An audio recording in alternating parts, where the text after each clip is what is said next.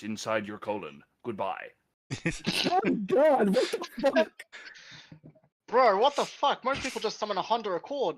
Yeah, see, I talked to the genie, and he gave me the ability to summon bubblegum within a 5-foot space of me. How do you feel about having lungs filled with bubblegum? Fucking JoJo Stan motherfucking power. That would suck. Your lungs are now bubblegum. I've seen that meme. Oh, God. Anyway, so, everyone, before we begin tonight, I just want you to know who to blame. Sign has so dutifully volunteered himself as tribute tonight. Fug. I'm buying a pizza. Can you even look at Sign's stories on this fucking podcast? I cannot. But what I can do is I can go to the sections he writes stories for and torture him with those. Actually, I've got at least one that's safe for work. Yeah, the one I commissioned. Well, Zuko. That's fair, true. I was gonna say he's old John Gamer one. The smut doesn't come in for a good 5 chapters? 3. No, you can't do that one. Damn. Why? Because you wanted to carry a bed, or because topics. Fair. There's too much basedness. Yeah, there's a little bit too much political opinion going on in that one. Yes. Oh, what happens when I use real-world statistics and apply them to faunus? They are the literal black people of Ruby. Okay, Rooster Teeth, that's interesting. Exactly what I did. What about the actual black people, Rooster Teeth? No, faunus. Yes, exactly. You see, the black people the same as the rest of us. The blacks in Rooster Teeth are actually not oppressed. Rooster Teeth solved it. They just made new blacks to replace them. Of course. Oh. Oh, good old Rooster Teeth. And like shit like that, like that's why you don't do shit like that. You know? It just doesn't end well. No. On the other hand, even just having a different species or race, usually it's not even you that happens to the creator. It ends up the fans going, oh, they're black people.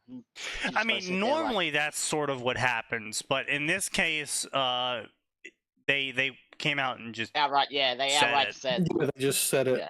Yeah. I don't get it. They just said it. It's probably because black people are an endangered species on Remnant. After all, in the entire series, did we see like what, 2? Maybe that. I mean, unless you count the faceless masses behind in season 1, that are all just full black silhouette. And those don't count. Yeah. You're not wrong. Because I remember the J. Cole fucking character with the trumpet weapon that splits himself into 4 or 5. And then I think there was one of the Atlas or one of the terrorists in Mistral, I think. One of them, they're terrorists. Yeah. They're either a professional soldier or a terrorist, no in between. One of them terrorisms. Yeah. But don't worry, it's okay, because they have a faunus team member. Yeah, that was something else, let me tell you. That was something else.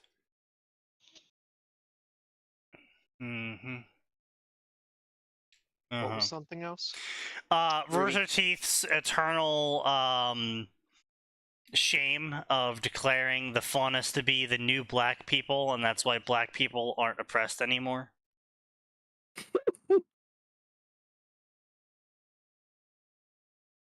You asked.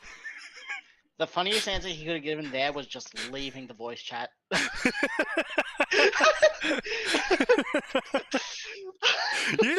Oh, so Max, I got some great news for you. So I actually forgot on Tuesday, but I finally did to Faceless what I normally do to you. I believe Faceless joined in on the voice chat on Sunday for DMing with me shouting, "I'm going to ram a dildo up your ass." Ah, yes, flashbanged upon entry. Were you yelling at C8 or something? I think it was C8, yeah. No Because surprise. I there. haven't done anything in D&D to get you to yell at me. No, you recently. haven't. Yet. No, he's actually been pretty good throughout all of the sessions. Useless, Oh. yes, but you know, Wait, was Aura the one who you went, "Oh, fine, I'll do it myself," and played his character better than him? yes. Yes. That's usually because I have to leave for work, and I'm like, I trust him with... He has the least cursed rolls out of all of the party. Because I also Yeah. become the most meme out of the Yes. whole party. And the dice love you. But yeah, no, I mean, I give Aura shit, but you know, he's fairly new to D&D, and 5e is quite lame. So I don't entirely blame him. But I mean, the other part is that the bar is actively detrimental to the party, which unfortunately not everyone manages to get over. Fucking Ludlow. Oh. Oh, does Lulu still come for D&D on Sundays? for No, you? thank God. He has not played with us in actually like 2 years now. He might He has return, he said, but Yeah. no guarantee. Is he He's still barely talked in alive? SDM. He's alive. Oh, he's barely alive. talked, but he's alive. Yeah, We can't write his obituary for his fans yet. I mean, unfortunately. it hasn't stopped us, but we can't send it to them yet. Yeah. Actually, wait, no, that hasn't stopped us either. No, we should just do it. We should just like update his forms and be like, he's dead. We are talking about Lupine Horror. Yeah. You know, and how he has basically talked to no one or joined anything in like 2 years. Yeah. Curse of the British. Curse of the British, indeed. He's also a trap, and possibly one of the worst D&D players I've ever played with. Like, don't get me wrong, Gray's bad. Gray's bad because he's a detriment to the party. But if you know how to manage him, you can make him a minor positive to the party. But he will just do whatever he wants. So I've been basically on Gray wrangling duty for every campaign. Is he chaotic dumbass? No, that's Lupine Horror. Yeah. Gray. I feel like that's most of you in your D&D session, chaotic dumbass. No. See, my alignment in every D&D session in real life is just chaotic. I thought it was chaotic. No. Funny. Yes. You see, Gray will do shit like, I want to stab this guy, I stab him. But the guy he's saying he's gonna stab is like the quest giver. Why would he? What? Because he's an idiot? No, because he's like, I want to collect his teeth. What? It's like- Wait, what? Huh? Kill his character. Just be done with it. We have done that a couple times. When it gets too much, yeah. No, specifically, he didn't like how his character turned out, so he just started attacking the party and sabotaging us, and What? so we just killed him. What? Yeah. That was Gray? That was No, great. That sounds like something Lulu would do. Like he Ye- did that in our last series campaign, where he just kind of just gave up and picked a Probably fight with the both. boss. No, he got his Probably- character killed intentionally. There's a difference there. Like Fair I said, like Gray is like neutral evil. Okay. He can be managed. Most of the time he does nothing. But then he'll get an intrusive thought and let it win. Yeah, pretty much. One of the ways I've managed him is I've introduced the idea of wisdom rolling. And this is why Gray now rolls his wisdom constantly for is his character going to do something stupid? I mean, that makes sense, yeah. If it's based on intrusive thoughts winning, then yeah, I can see wisdom stopping that. So yeah, like I said, you just have to know how to manage him. Lupine, like one of those kinds. Yeah, sorry. Yeah, Lupine is on the flip side. He's that guy. He is the kind of guy who spends several days power building and munchkining his class as much as possible, pestering the DM to let him use a custom class with custom spells, and then making sure that the class is as maximum OP as possible that the DM lets him get away with. And then he gets bored and ruins everything because yes. he's too overpowered to cause a challenge. Or alternatively, he just does what is the coolest thing possible for him to do, and not what actually helps everyone. So, like, one time we were in a dungeon, so he summoned a flood. His character was the only character that could breathe underwater.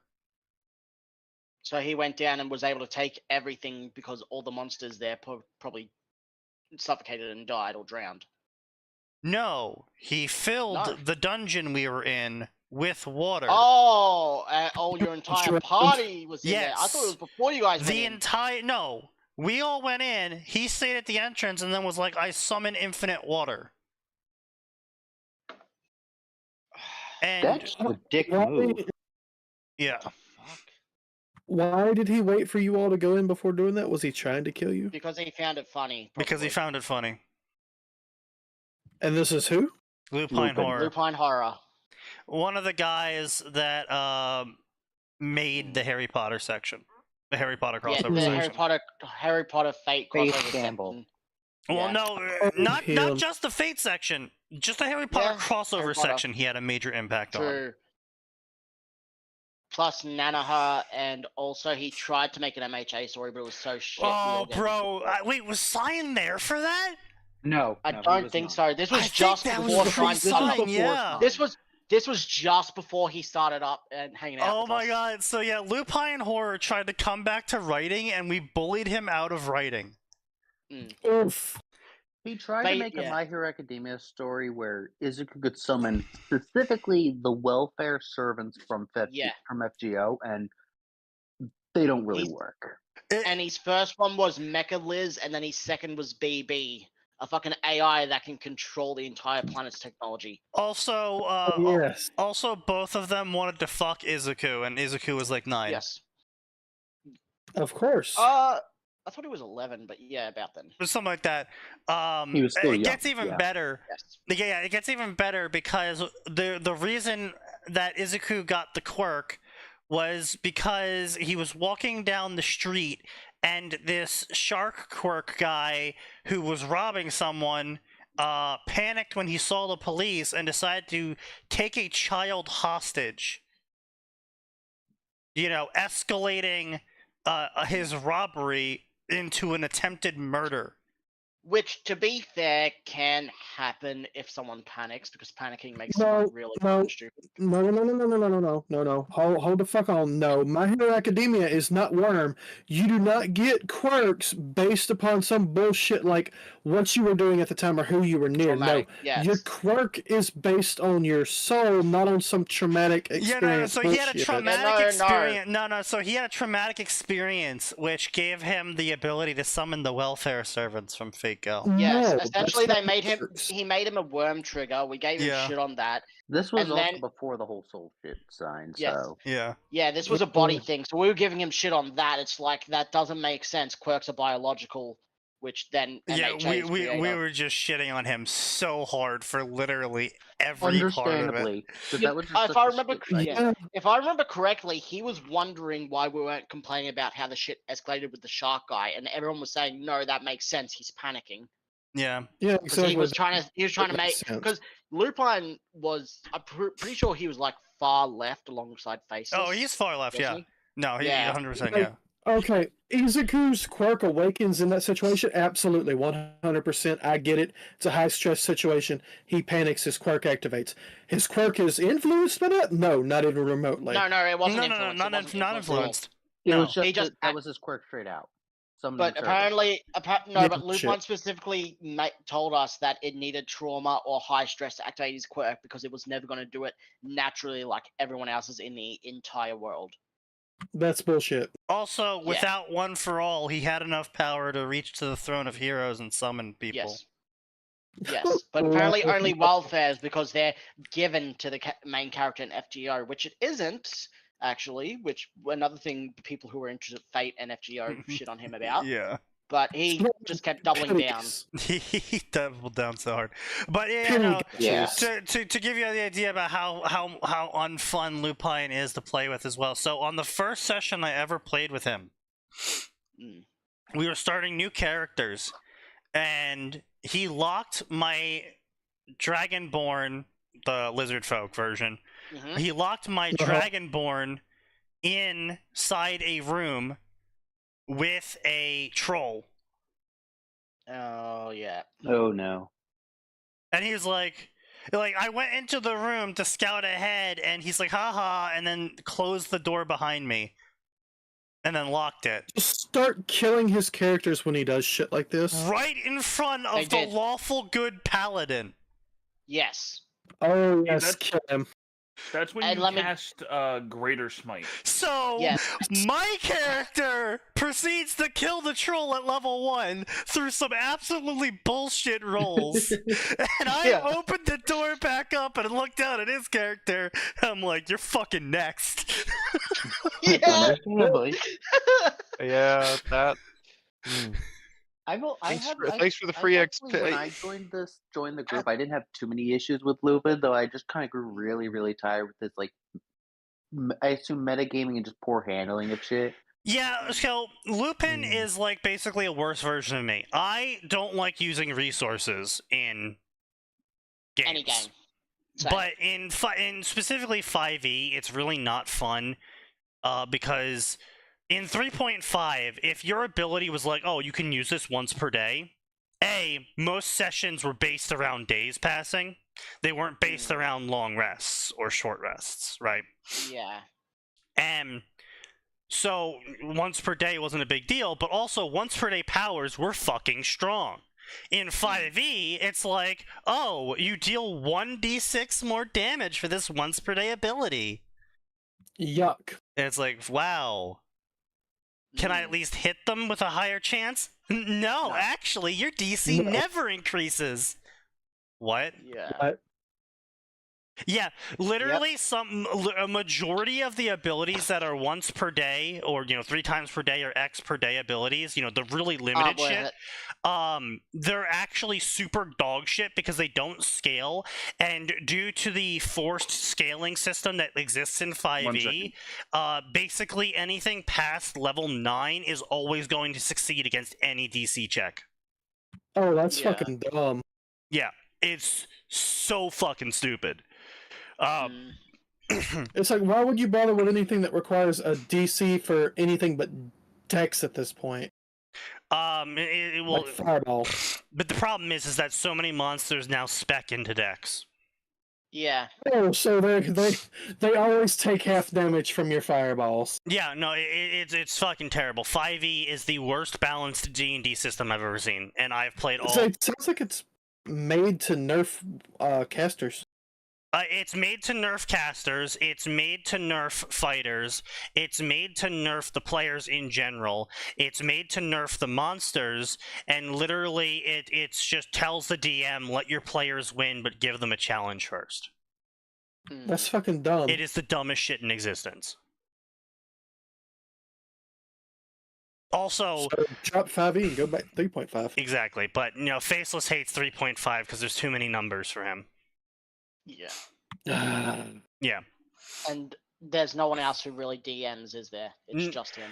I've tried to get into other 3.5 games, and everyone's like either super fucking serious, or it's like I'm the odd one out in the friend group that already exists for this game, and and so they just like sabotage me to get me to leave. Oh. Like one game specifically, the entire party was exploring this city, so I was like, okay, well, I guess I'll explore the city with them. Because the DM's like, hey, stay in the inn for the night and we'll continue the quest. I was like, okay. And then the whole party just left, and I was like, well, I don't want to split the party, so I'll go with this guy, because we're both agility characters, so we can both just kind of like sprint through the city and do whatever, right? And then he led me down an alleyway, and I just so happened to be... I was the only one ambushed, by the way. Of the 5 people, I was the only one ambushed. But I just so happened to be ambushed by 5 bandits wielding mail breakers. What? That sounds like the DM intentionally tried to kill you, yes. Yes. That is cringe as fuck. It doesn't sound like that's what it is. Like, if they're gonna want you to leave, just say leave. It was the first session too, and so that's okay. That's even more dickish. Yeah, and the thing is I know why they did it, right? So I said to everyone my character sheet like days beforehand, so they all knew what I was playing, and I was playing as a anti-magic crusader. Backstory: family got killed for having magic. By other magic practitioners, and their religion was a certain flavor of magic, and they killed his family because they didn't practice that religion's magic. And so he's like, fuck it, everyone dies. And then the goddess of darkness of this campaign was like, hey, you want to kill all those magic people? I'm like, yes, I'll give you power to kill those magic people. I was like, great, fantastic, I'll take it. And so our first mission was to go kill a bunch of those magic people that I specifically outlined, that my character has a massive hate boner for. Oh, so what's the problem? So I kicked down the door. They tried to sneak in, and my character was like, why are we sneaking around? We should be killing them, and I kicked down the door. Yeah, so basically for following your character's backstory, they just got rid of you. Yes. Wow, that's fucking dumb. Yeah. That's immensely cringe as fuck. Yes. Yeah. Like, if you're gonna at least wait a few sessions before they kick you out. And like, I would have had no problem if they're like, good, the idiot's taking all of the fire, now we can sneak in and do shit. I would have been like, fine, that's great. I love it. Yeah, that makes sense. They had all jumped into combat. Let me guess. You guys sneak around. Yeah. Let me guess. They jumped into combat with you and then blamed you afterwards. Yes. Yep. That's just cringe as fuck. Playing your character. Yeah, but it's like, I had a fucking artifact, because that's what we all got one artifact because of our backstories, and my artifact gave me resistance to magic. This was 3.5. My artifact gave me resistance to magic, so I was basically taking no damage from their magic attacks, and I had 35 AC, so I was not getting hit by their physical attacks either. So I was like, yeah, I'm just gonna be this fucking distraction, hate boner, anti-magic guy. And then they all just kind of ran in with me and got badly injured, and then blamed me. Got mad. Like, that's not your fault. That's their fault for being idiots. If they were gonna stealth, they should stealth around. Yeah, yeah. Idiots don't understand that the best stealth is a halfling with a fake beard calling himself a dwarf. Indeed. But yeah, it's like that's the sort of experiences I had with other DMs, and so I kind of just said fuck it and retreated back to just tolerating Faceless. But yeah, Lupine tried to fuck shit up multiple times. Like one time we were negotiating with orcs to get them to leave because my character was going around. So this was the best part of the Dunev campaign. My character was lawful evil. Everyone else in the party was good and or lawful good. I managed to go around recruiting an army because I kept saying, no guys, we should give peace a chance. We should give them a chance to put down their arms and leave. Oh. Surprisingly, this was the least bloodthirsty I've ever seen this man. All of the lawful goods and the goods were like, well, we can't sit here and advocate for killing surrendering enemies. Yes, we can. Well, then they're not good. Yeah, they're not lawful good. No, then. that distinctly goes against that. Sneaky was devious, and it's glorious to hear the Dunham stories. And so, this one giant band of orcs I was negotiating with, I convinced them to stand down and go for and join my army. You know, not that the rest of the party knew I was building an army. Yeah. Just that they knew you were being peaceful. Yeah, exactly. It's always hilarious to hear how like Sneaky does something good, then it's like revealed at the end, oh, you're doing what? Actually, I'm wildly evil. You fools! but I you're have lawful. casted multiple Lawful evil. Lawful evil. I always love hearing Dunham stories because it's just great to hear the shenanigans you got up to. And then fucking Lupine just like comes in as a rage centipede and starts biting everyone, including our party, to inject them with rage adrenaline to cause them to go mad and attack everyone if they fail the wisdom check. So he's retarded. But wasn't he? Despite Was he one of the? Wait. Was he one of the lawful goods? No. He was a chaotic neutral devilkin druid. So his chaotic retard got it. Mm-hmm. Yeah. Never. And his backstory was that actually he was a devil trapped in a cave by his previous character, and now he wants to clear her name of not being the evil person everyone thought she was. But didn't she chat him in a cave? Why would he care about that? He's a simp. Lol, so random. Because he didn't like that his character failed a massive wisdom save in the last campaign, in the last mission, and got replaced by an evil doppelganger. Really? Yeah. He's just butthurt. Wow. So he's just massively butthurt about what happened in the previous campaign. So he literally invented a character that had the greatest... By the way, because he's a devilkin, he actually goes to the Nine Hells whenever he dies, and he just so happens to be able to bribe his way back into the material world each time he dies. No. Just you know what? what? Do you mean? No. He also is a moon druid, and he abused his animal temp HP bar constantly. That's I mean, an interesting yes, thing. that's However, something I you're supposed cast fuck you. Yeah, but it's cringe.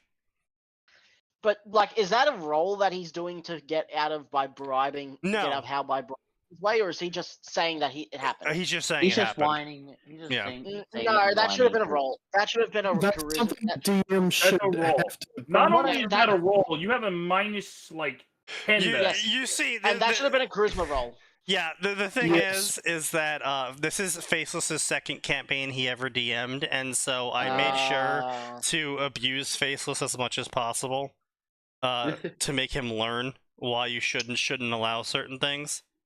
Yeah. Didn't you also say like a while back that Faceless was very far too lenient with Lupin? Yes, he was very lenient with Lupin. Wasn't that because they were both basically the only lefties in the server? It is No. that, but also because No. the server originally formed around Lupin. That's true. Yeah. Because it started in a Fates Gamble Yeah. chat forum. Then I made the SDM on Discord, right? Yeah. Yeah. But I still find it hilarious that in Lupin's last set campaign with us, he tried like the metagame or whatever, and he just got silenced and just got useless. yeah, that was the other thing. So yeah, his final character was during the meme campaign where he tried to make this ritual No, it warlock. wasn't a meme campaign. Yeah, it was the meme campaign. No, we were doing the Crafter campaign. No. were trying out The meme all those. campaign was after that. He was with us that one? Yeah, he was there. Yeah, he left about halfway into it. Yeah, you know, his character was some sort of lolly warlock based off of the girl from Gate. Oh wait, yeah. yeah, I think Rory. I think you guys were Rory. telling us about this. Yeah. You were telling us about this. Yes. Yeah, he made a lolly warlock based off Rory. And he tried to be a ritual warlock where he got as many spells as possible and got all the feats for rituals and shit, and bugged face constantly for how many rituals did I find this time whenever we went on a quest. I roll. You got nothing. Fuck off. Yeah, except the thing was that he never actually did any rituals. Or I thought that was before, but that was the Bar Tavern one, right? No, Wario, the first, the second Wario one, where he was the crafter. With Conky Donk. So he has all these rituals, but he never actually uses them? Yeah, he never actually uses them. There's never a situation where him having a spell as a ritual actually was ever used. But that's like half the fun. You just go Lolamau, I cast. Yeah, well, you see, he was entirely in it for himself at all times, and all of his characters were all super selfish. And so he was never part of the party whenever the party wanted to do anything, so he never had a reason to cast any of his spells. But the point is, with a lot of rituals, you can do them at the start of the day, keep the spell up and ready to go whenever you need it, and use it at any fucking time. Yes. What a twat. Yes. Yes. But yeah, the introduction to that was so we were all of our party, the meme party. It was Wario, Conky Donk, a porcelain doll that was a glass cannon mage that rode Conky Donk. Yep. We had Venti, played by Aura. Yep. We had Bowsette, played by Bayo, and Gray was playing Wario, and Orpheus was playing Techno the Goliath. You should have stuck with a theme. We did. Memes. Memes. Yes, that was a meme campaign. It was the Bar Tavern one where we were just going like to place trying out beers. Yes. Yeah. It was great. That was like the first. I think that was the first real session I joined beyond like the test one. Yeah.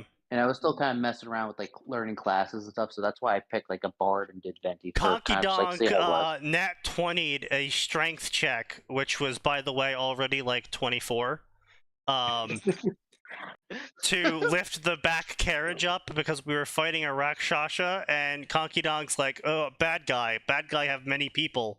Flip train, no more bad guy.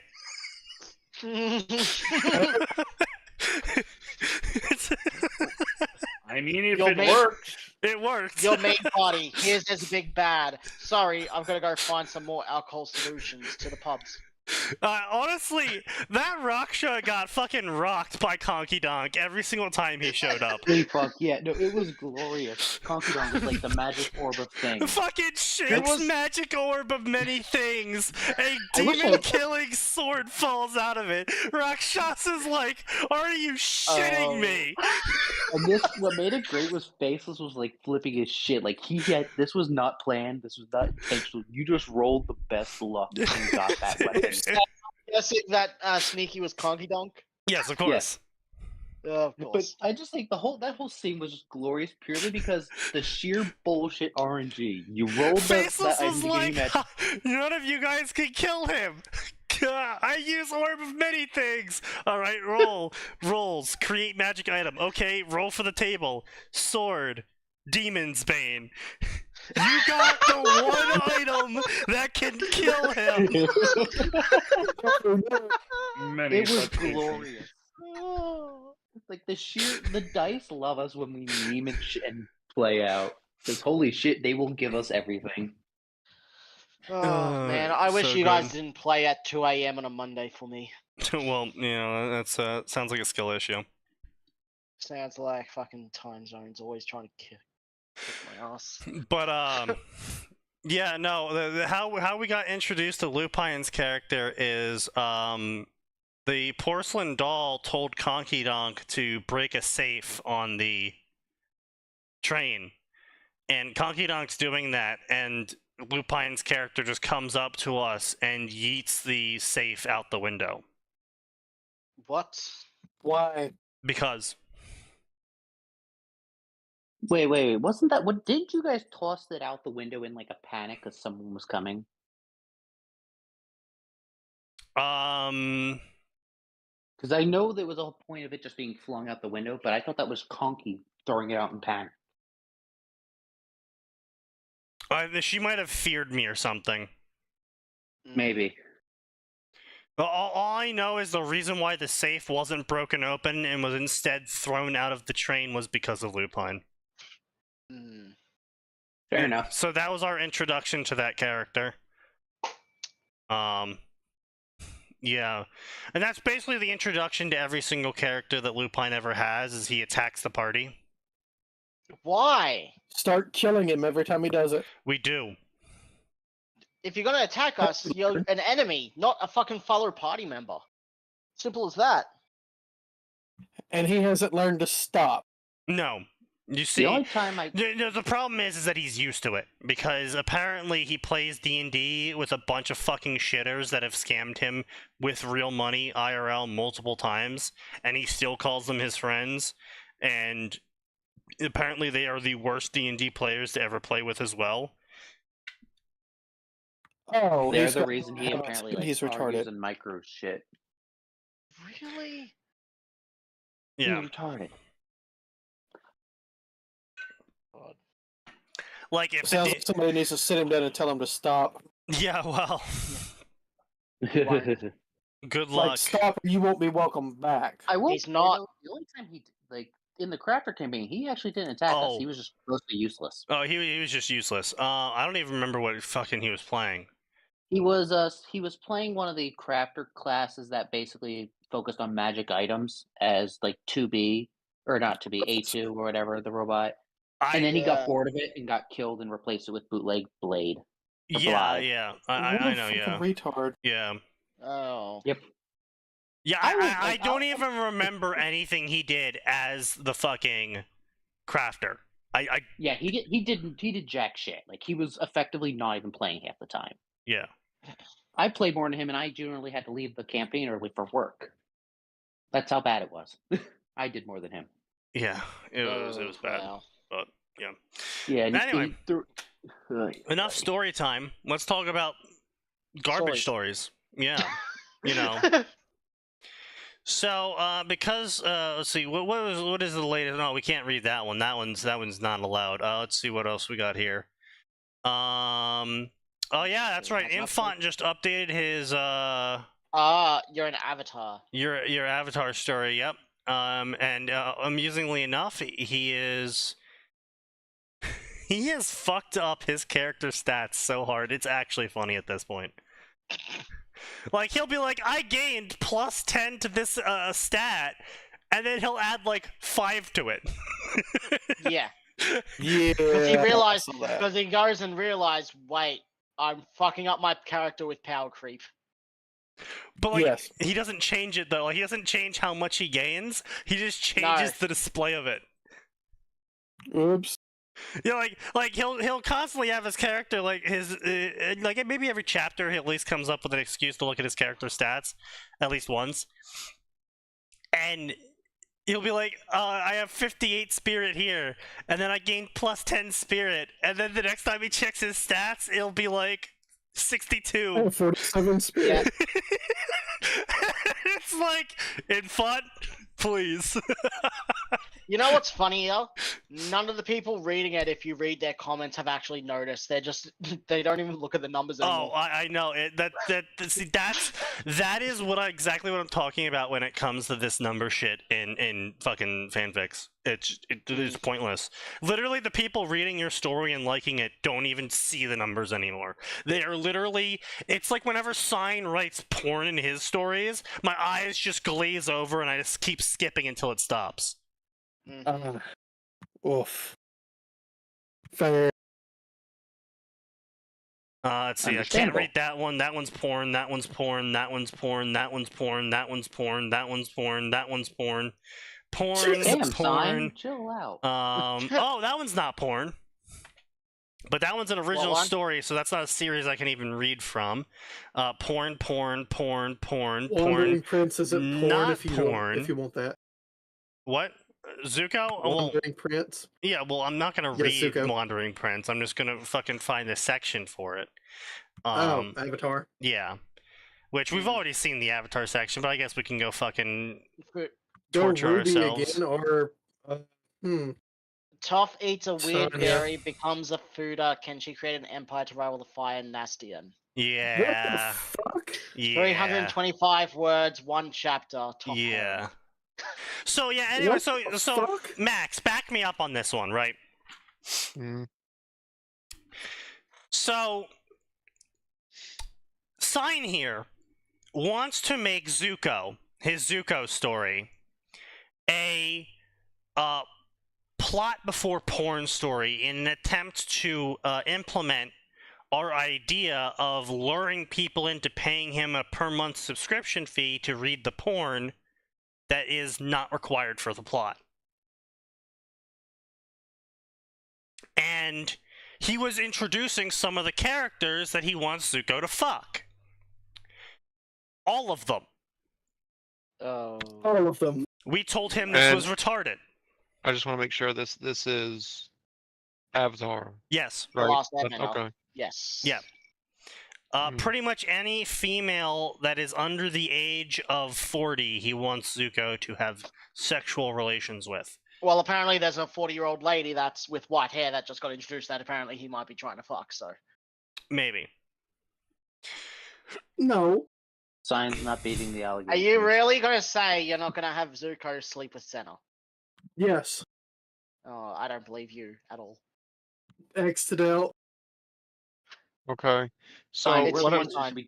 what are you asking for backup? It's you, on this, Sign. Nikki? So, one of the things is his proposal, air quotes. I put heavy air quotes around this, like 4 air quotes around this. His proposal for how he gets Toph involved in Zuko's dick is that Zuko walks up to Toph, says, "Hey, do you want eyes?" waves his hands around with his green spirit fire to heal her eyes, and she goes, "Oh my god, my ovaries are yours," and starts sucking his dick. That is not how that's gonna go, you shitter. Sign, crucify yourself. That is how he described it initially to us, to which the entire server proceeded to dogpile him, and he tried to defend for like a good hour. That's kind of how I interpreted what you That's described so hard. I am unvarnished facts spread before you. Sneaky speaking the truth. Twisted several times over. Okay. So first off, Toph would sooner crush him than listen to anything he has to say, depending on what point of the story this is. There are also at most 2 characters that are, to use some newer slang, down bad for Zuko, and one of those occurred during the time where he was in hiding with his uncle. Fun fact, And he's actually running away from one of them and doesn't want to have him fuck her. No, didn't say that. Oh, So- okay. My bad. I think maybe take your writing skills to something not in Avatar's League of Storytelling and character writing. And please You have to break so many key characteristics of so many characters to have this go through. And why would you want to take away Toph's entire fucking character of a badass blind bender? Well, see, this is the thing, right? Okay, so this is what I laid out, is that I'm fine with de-blinding Toph. I just feel it needs to be a character arc in where Zuko has, in this story of his, figured out how to turn fire into miracles. Gentle Literal Flame. Miracles. No, Gentle Flame from Dark Souls. Oh, yeah. And effectively can heal, apparently, even aging. Yes. What? Out of curiosity, before this goes any further, how does aggressive, stubborn, pig-headed Zuko Well, you see, by being a self-insert OC, isekaiing into Zuko's life, and in a very amnesic fashion, kind of only sort of remembering the story of Avatar, because Science never watched Avatar. Yeah, and so instead, when his dad tries to kill him with lightning instead of fire because he changed up, butterfly effect, he decides he's going to fuck off before his dad decides to not miss. Yes. And so he goes on a journey into the sea, which a storm then blows him onto one of the sea turtles, and the sea turtle brings him to the firebenders of the ancient ways, and he learns from the ancient firebenders, and then he starts trying to figure out how to incorporate waterbending in his firebending, and then at that point he kind of unlocks the green flame of healing. I thought it was airbending he was putting into it, and he could already heal before he's practiced waterbending. The green fire is something that the dragons actually taught him as... It's one of those, part of the revelation that they give Zuko and Aang canonically, but they never actually expound on what that was. Like, all they did in canon was, okay, well, he can bend and not be angry to do it now. Yeah, so he doesn't grunt every time he bends now. Yes. Indeed. He doesn't look constantly. I mean, if he just paid attention to his uncle, he'd have been like, "Oh shit, you don't have to be pissed off to be a firebender." Yeah, That's well, cool. moody teenager. Dude, I watched the entirety of the Netflix live-action Avatar. Oof. Not as bad as I thought. It was better than I thought it'd be, but it still could have been better. And I was like, I'm going to start rewatching the original Avatar now because it's been like 10 years. I just went through a watch. Literally like second or third episode, I was like, okay, firebending is all about breathing. Stop being so aggressive and forceful. Take a breath, you stupid twat. Yeah, well, this is exactly what Zuko is doing. He's following all of Iroh's instructions to the letter. The writers were telling you from like episode 2 on, as soon as episode 2 or 3 hits, like, no, seriously, guys, the bending is not quite as traditional as some of the benders you see make it out to be. But anyway, so he gets these spiritual healing flames of blah blah blah whatever, right? And I said that the arc should be that because Toph, at the point that Zuko would encounter her, which is like a little bit before Team Avatar normally would, about 2 years before. Yeah, but still, even at that point, she's still the blind queen. So what you're saying is that Zuko is going to seduce a 10-year-old sign. Okay. Yes, she's canonically 12. Stop. Yes. Oh, yep, she is.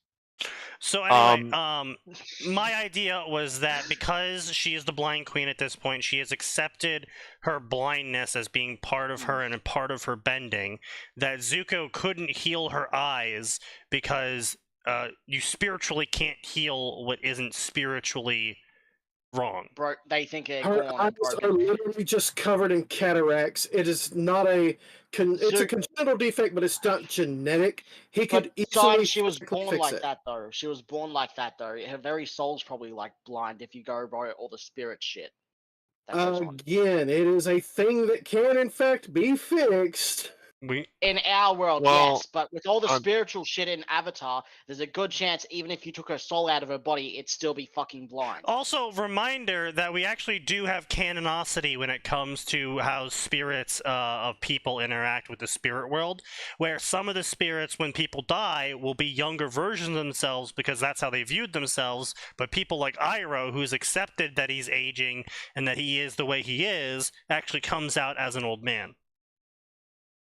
Which, because Toph, with her bending, has accepted her being blind and that's who she is, you can't fix that with healing. Except Toph hasn't, and there's multiple episodes, lots of instances where it shows that she really hasn't accepted it. She's been forced to deal with it, to acknowledge it, to come to terms with, yes, I'm blind, and yes, I have to do something about it. That is called accepting it. That's not accepting it because that is accepting it. That is accepting That it. is Isn't there a literally whole speech in the actual Avatar where Toph says that, yeah, she was born blind. Does she wish she could see? Probably, but she's accepted it because she wouldn't be who she is without effectively, it. yes. There is multiple parts where she says that she would like to see, because she has a moment where she's putting makeup on, and Katara's like, "Man, I'm so glad you're so strong, Toph. Like, you don't have to care what people look like, and blah blah blah." And Toph's like fucking crying in the corner because she's like, "Yeah, haha, I don't have to care about seeing, haha." Yeah, seeing is for suckers. Ha ha ha. Toph doesn't have to like it. She That's has what accepted it. tough. Acceptance is not, I will never change, and there's nothing I love it now. That's not acceptance.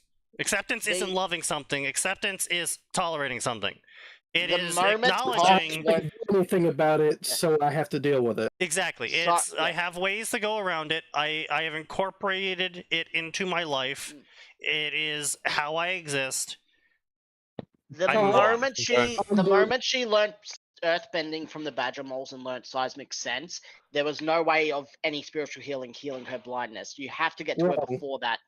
Anyway, so that was my proposal, is they go through a whole character arc where Toph learns to enjoy Zuko, and she learns to separate the blindness from her bending, and then because of that whole character development, Zuko's healing heals her eyes, and she is immensely grateful and has a changed personality that would be more plot explained as to why she would get with someone like Zuko. And I do intend to do a full character arc for this. It's not just going to be back up to... not how you initially explained it. So... Yeah, because I was giving shorthand, you jackass! I just want to make sure. So this isn't Zuko, this is Sign. Yes. Effectively. Effectively. Yes. It's an aside. Sign if he hit every step on the way down the stairs. I gotta say, I'm so glad, Sign, that you're continuing the tradition of self-inserts of not understanding like the proper butterfly effect to go through with, because oh no, he's gonna hit me with lightning, which Ozai doesn't have from what I remember, but again, it's been a while. You don't go through with I'm not gonna get hit. I think he does though. You go with I'm just not gonna get hit in the face. You go with you should have gone with no, he got hit in the chest. This is the meeting where Zuko opens his mouth like a dumb little teenager. I'll just keep it shut. Oh, like I said, so Sign's excuse.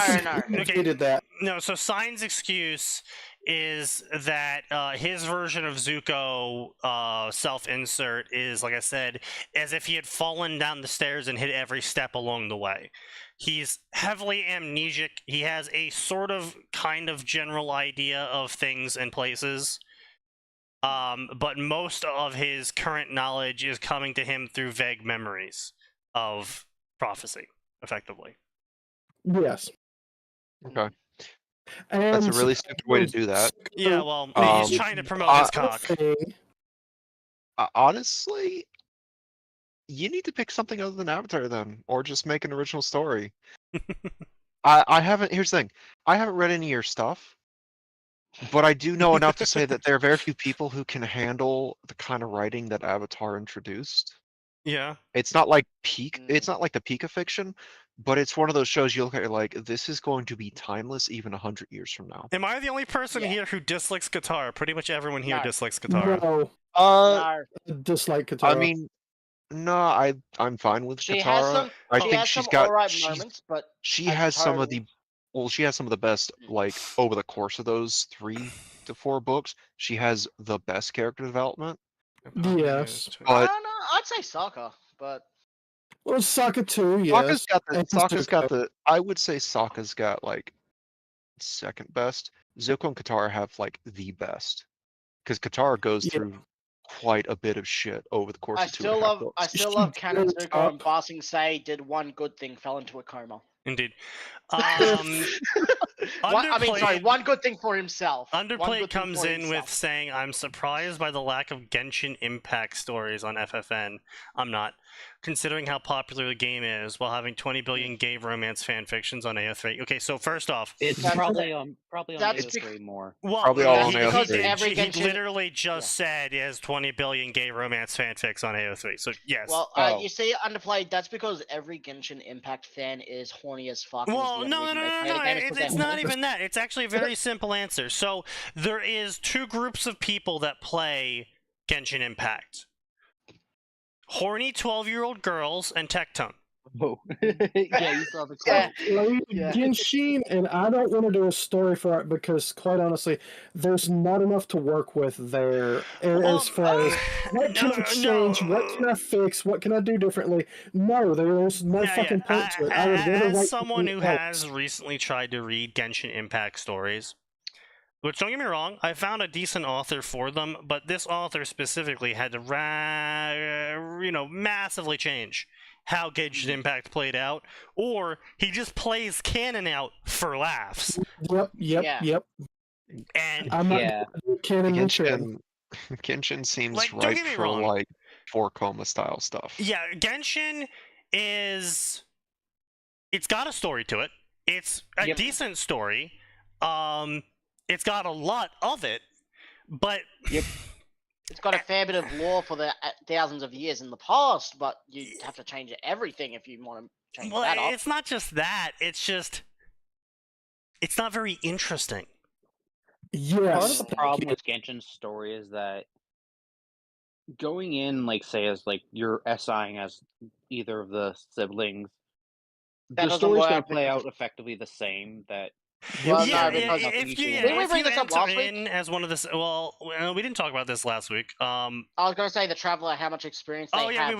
We talked about the Traveler last week, but my point is that even if you say you self-insert as either of the Travelers, nothing really changes because you're still an outside force coming into the world. You still get the same power-ups, you still meet the same characters, it's still probably around the same time, and if it's not around the same time as canon, then you have to come up with some completely original stories, because 99% of that shit is all based off of dominoes falling from the first fucking meeting with the dragon.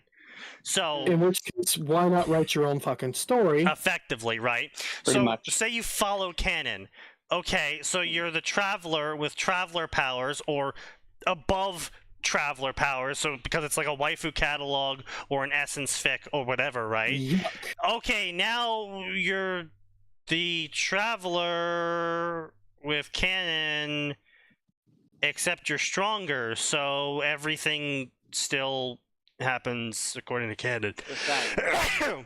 Except there's more smut. And Aether are actually a lot stronger than they let on because of all their experiences. You see it in the way they can pick up any weapon and use it and adapt to any magic inside of 5 minutes. Yeah, literally, first gets magic, instantly creates a bunch of custom magic for her to use. It's just like, okay, she's clearly not inexperienced. They could be a whole lot stronger. They're basically playing on handicap mode as a challenge at this point to have fun. Yeah. No, because everyone not. sees they just don't have as much power. The player character is skilled. It's just they had lost a lot of their power. Because they get their ass kicked a fair bit. Alright, think about it. Even without all the power, based on their experience and their ability to just create spells on the fly, they could mix and match spells and do a whole bunch of other shit that they don't actually do. Yes. Theoretically. As far as we know, that's not the case. Their weapons, there's no real indication they do all that the shit. thing is, they've been around traveling different worlds for thousands of years. Their weapon skills is probably head and shoulders above everyone in the Genshin Impact world, other than maybe the Archons, who have had that. Maybe. I'm just going off what I know of the game. The problem is that the game starts you at level 1 when your history really shouldn't have you at level 1. Well, it's the classic D&D problem, right? It's the classic D&D problem of, okay, so what are you doing? I'm a veteran scout, and I'm here to assist with this quest to go kill the evil mage lord who's threatening the country. Okay, but you're level 1 because we need the party that low. Yeah, everyone needs to be level 1. It's like, okay, even though I have like 100 years of service as an elf, because my elf is like middle-aged at 300 years, level 1. I'm sorry. Yeah, I'm sorry. I just shot my bow and arrow that I've never.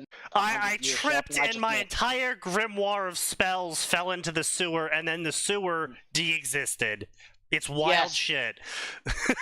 I haven't missed an arrow shot in 100 years. Oh, sorry, I rolled a 3. This just missed. Yeah, it's the classic D&D problem of, yes, the character is going to have to be technically experienced, so your character can do whatever you want to do and make out of your class, and have a reason for that to not break the immersion, but you also kind of have to break the immersion because they also have to be level 1, because any power level you start at, whether that's literally blowing up the planet power level, or I can barely kill a single goblin power level, that is still level 1. That is your starting point for the game experience, and you have to only go up from there, or otherwise the game isn't fun. So that's why games start you at level 1, no matter what. It doesn't matter if your backstory is, I served in the Imperial Army for 20 years, and I'm visiting my family in Skyrim.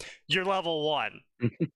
That's also why I enjoy some of those RPGs where it lets you do the first level overpowered as fuck, and then something happens to make you lose your powers. Right. Because then it makes sense that you're that weak, because we've actually seen what happened to make you that weak. Well, not only that, it's also great from a gameplay perspective. Well, it's 50-50. So basically, it's great from a gameplay perspective as well, because as long as you're not letting the player play too long at that power level, they just get the idea, the taste of what it will be like, and then now they get to be excited for how they're going to play later on, knowing this is what their character can do now. Yes, or they try a few weapons that you don't unlock till later, and they're like, I want to mainline that. I'm playing this game till I get it, so that I can create an entire build around it. Right, but you just have to be careful, because if you let the player... Yeah. Yeah, it starts in the future and then goes back to, okay, this is how this all started, and you start from the beginning. Right.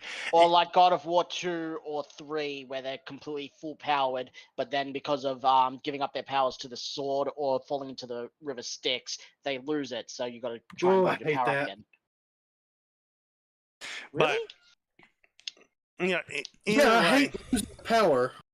Either way, the point is that we're more extrapolating from what the character, what Lumine / Aether show off when they first get the powers, and how technically they don't really have a weapon skill.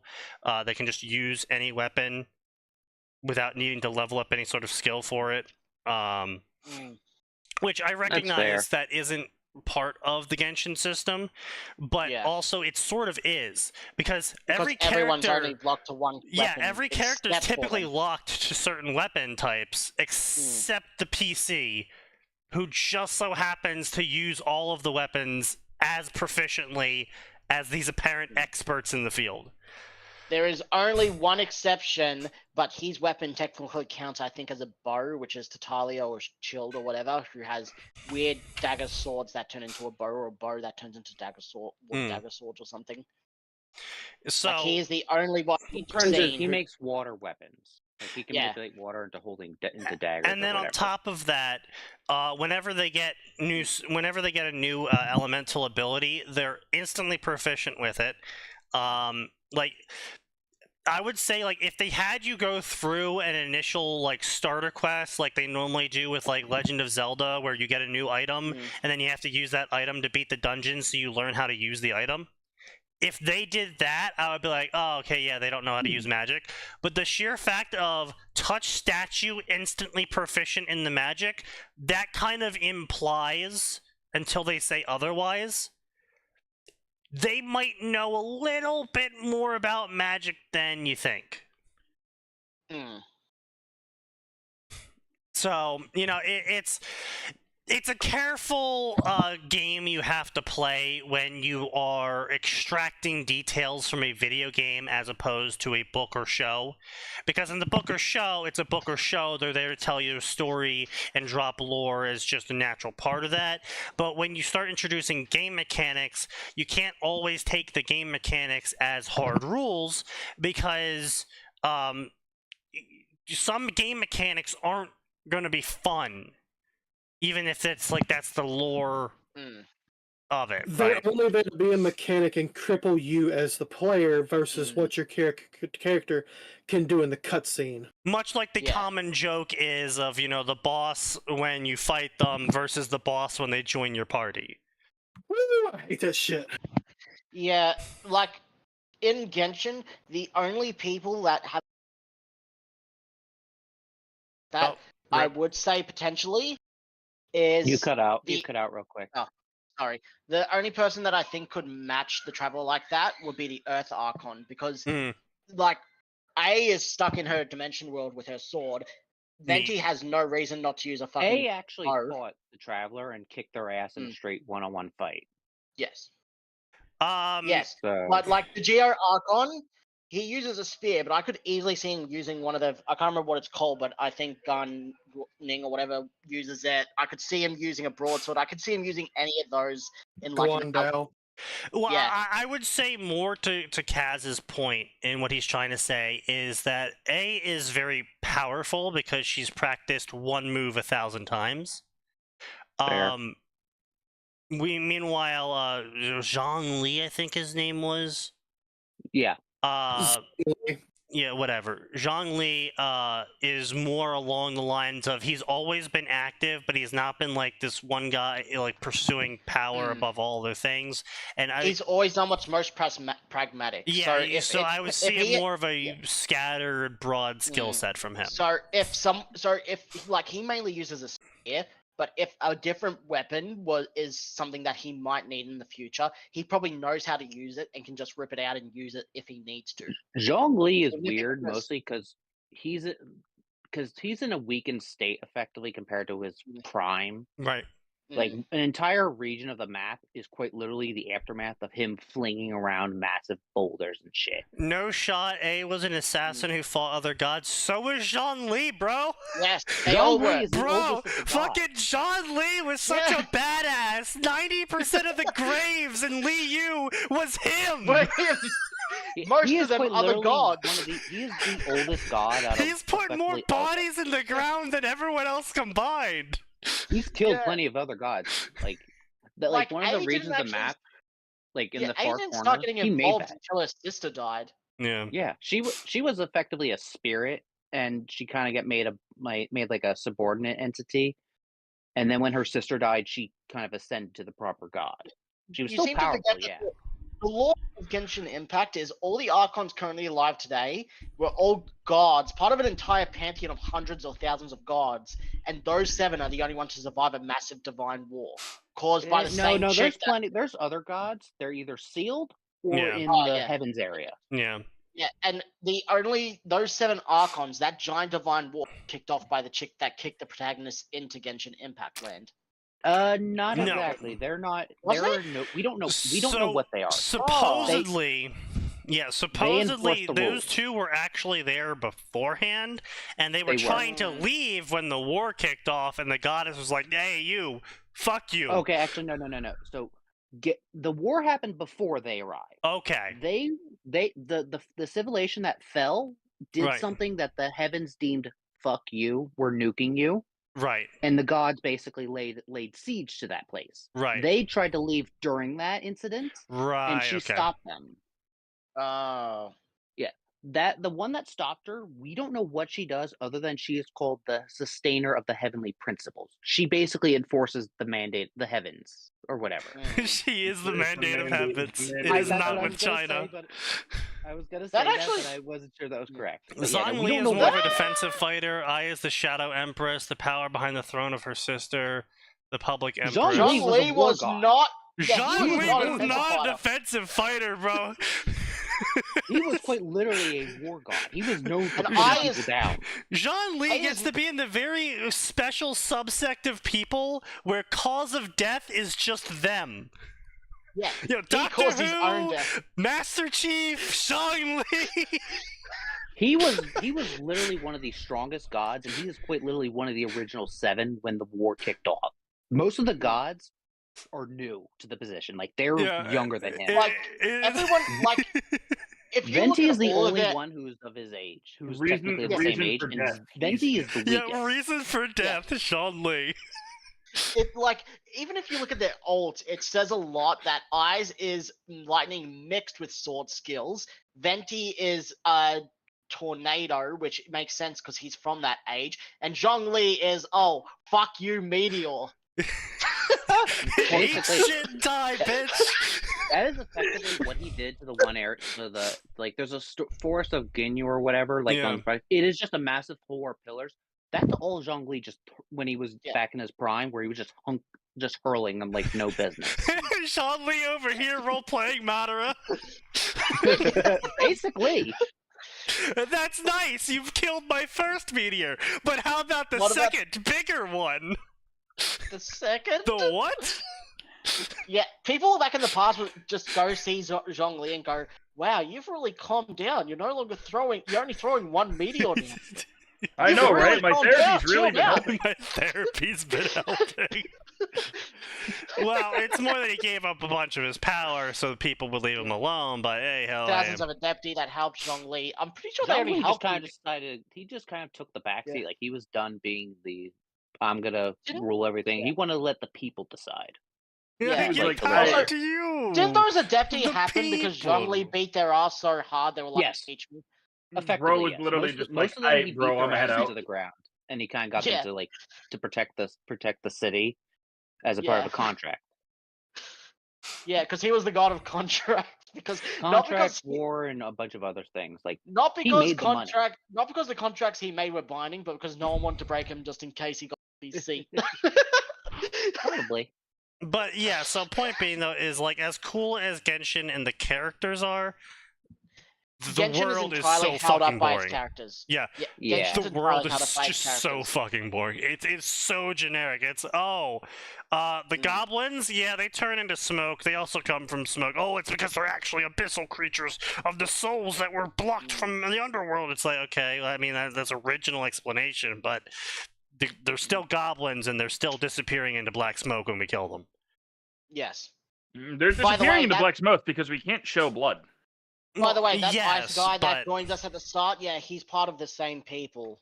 Yeah, so it's kind of just like it's a lot of very generic shit, and it's a fucking gacha game. I'm not expecting like a high quality shit, but it's very hard to write a fanfic about it. I mean, you can certainly include some of the characters. The characters are characters. They got character to them, but only some of them. Some of them are very bland. The biggest issue with Genshin is that you can't, no matter what you really do, all the story is still going to play out effectively the same. So it's like, and not only that, because of the characters being named, a lot of authors feel an overwhelming urge to include every named character in the story because they're fucking stupid.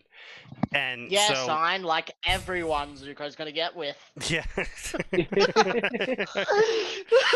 been rethinking that, okay? Yeah, I'm sure you are. Sure. So anyway, the problem is this happens with Fate Go. This happens with, just Fate in general, honestly.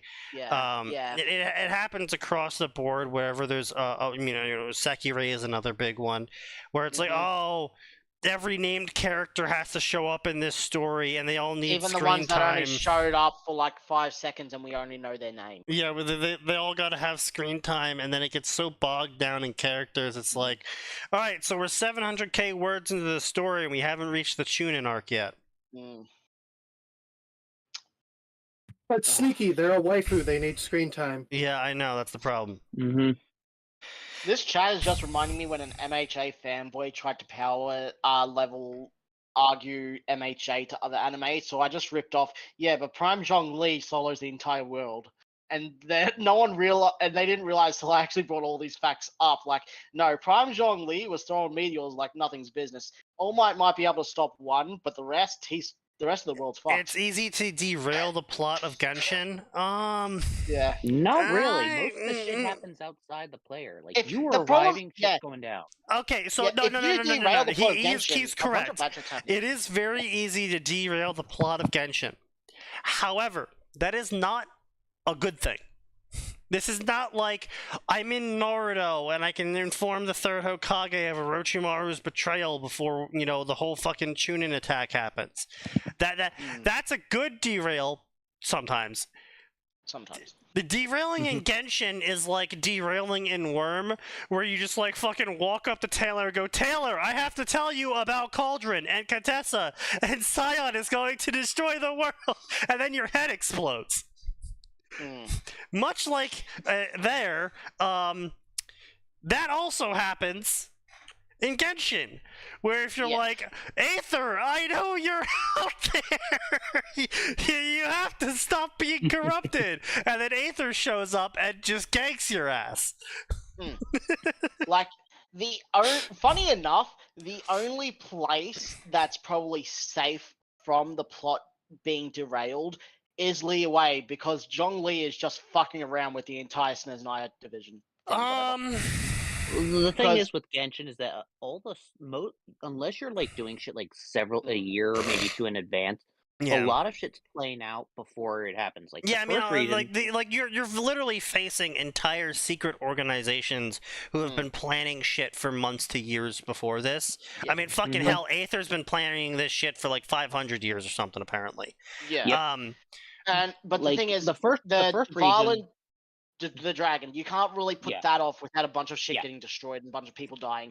Li Wei, you might, because you just have to stop shielding. I think what you're all really forgetting here is the fucking Gnosis or whatever they're fucking called. Is Venti can get ganked literally anywhere at any time, and they can steal his Gnosis.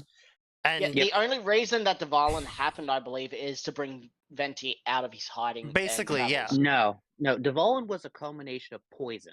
Okay. Which I thought that was there was an abyss spike in him that made the poison worse. That's poison he consumed from like an evil dragon. No, I thought I thought the spike was intentionally planted in him to make the blood worse from the dragon he consumed. It might have. It's been far too long since I touched it. I just know that was part of it. Right? Yeah. Well, yeah. All right. Well, apparently, I now have to bring up the 7-hour Genshin storyline so I can actually understand what the fuck you're talking about. Just look at the Wikipedia. This fool over here thinks it's gonna be 7 hours. Bitch, that's part 1. Yeah. All right. Well, then never mind. I'm not going down another marathon rabbit hole. Fuck you. Nars, just watch the 3 Maxwell videos. Okay, just watch the 3 Maxwell videos. Real shit though, but real shit though, there is literally a side quest that if you just want to watch the cutscenes of the side quest, it takes 13 hours. Yeah. What quest is? Jesus fuck. It's the betrothal side quest or something like that. The Amira or something like that. Yeah. I don't know that one off the top. I might not have done that quest. Oh boy. Yeah, you can find the cutscene cut on YouTube. Volume 1. It's 13 hours. Yeah. Volume 1. 3 hours. Yeah. Volume 1. Yes. Yep. And that's probably the abbreviated non-cutscene version. Oh yeah, no, that's what that is. That's the fucking. I have this as a saved because this is the one that's just like those people talking about the story of Fallout shit. It's one of those kinds of videos. Yeah.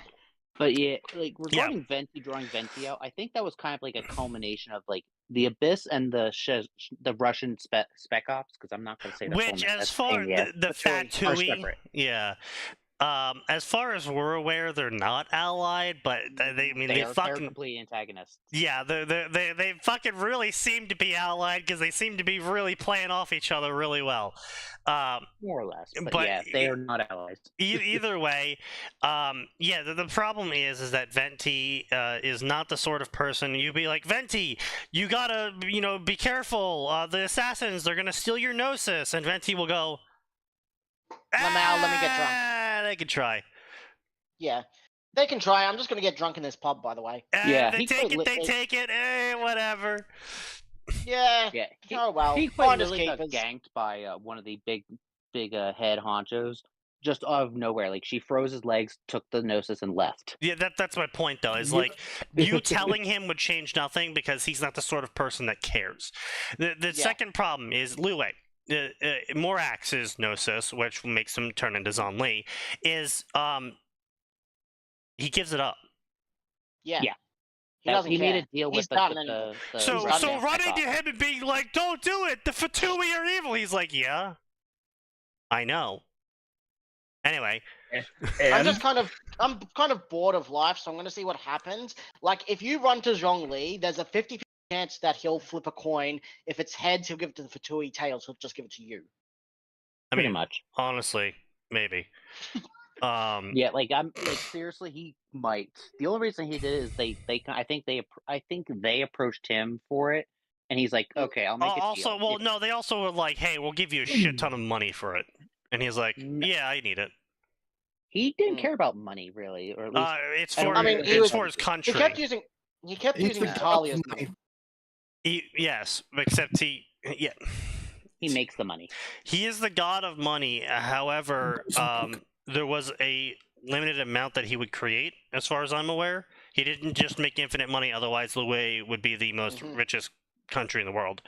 Well, because he understood the economy. His gnosis was used to mint the money. Yes, I know, that's what I'm saying. But specifically, engaged in hyperinflation. As far as I'm aware, the Fatui ran the biggest bank in Lue, and they were like, we'll pay you a shit ton of our money to Lue if you hand over the gnosis.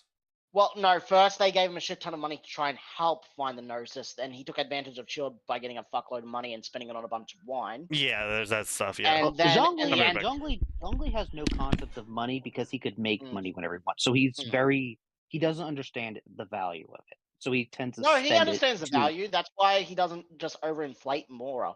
He makes sure that only a certain amount is printed every year. Well, I mean, his sense of handling money is his own handling. His own handling is off because he refuses to make money for himself purely because he wants to live as a mundane person, effectively. That's what I remember being one of the reasons why he doesn't just make money whenever he needs it. Yeah, and then you go on to Inazuma, it was Inazuma then Sumeru. Inazuma's just kind of fucked. It's civil war and everyone's gonna die, basically. More or less. Part of it is the only reason we lost the Gnosis in Inazuma is because the Traveler basically was at the mercy of one of the most dangerous members of the Spec Ops team, and you were basically, I think, drugged or at least under the influence of some power, and the Fox Lady basically bribed him to leave. But fucking just the same one that took the Gnosis from Venti, just cut down. Yeah. Well, to be fair, she was also weakened. She wouldn't leave her room. It'd be a civil war that everyone dies except for who just won't leave her room. That's it. Like, Inazuma is kind of fine as long as you're fine with genocide. Meanwhile, Sumeru's making Evas. Sumeru was basically a government that was conspiring against their god to make a new god. Venti has been known to be the weakest Archon. I don't think he threw the fight. The only thing I know about the funny continent is Venti is the weakest because gods and Genshin are correlated to how much control they have over their land. The less control, the weaker they are. And Venti as the free spirit. Venti as the free spirit won't control anyone or anything, so that's why he's the weakest. He was quite literally sleeping for his rule. He basically spent 90% of it sleeping, and it was only when trouble shows up that he comes out. Well, no, 90 sleeping, 8% trouble. 2% trouble, 8% just fucking around, getting drunk, and being a bard. Fair enough, yeah. But Sumeru you can't really stop because the government's basically already in control and just basically winning. Fontaine. He didn't have his weapon and he was frozen to the ground. How was he win? He didn't fight back because it was an ambush and he got surprised. Pretty much. He couldn't fight back underplayed. He quite literally only had his legs frozen. I don't know if his arms were. He didn't have his bow out at all. So as soon as the time it took to get it out, he would have been fucked. Like, he couldn't have won that.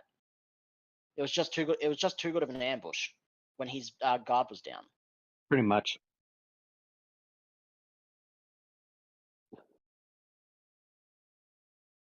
Like, if it was a 1-on-1, I'd give Venti some pretty good chances if it was just 1-on-1 against that chick, despite her fire, rage, powers. He flung a fucking mountain at one point in his past. Yeah, he doesn't need his bow, maybe, but he's so used to using it. Like, even the more, because of his lack of control, even controlling the wind around him still takes a lot of power and time.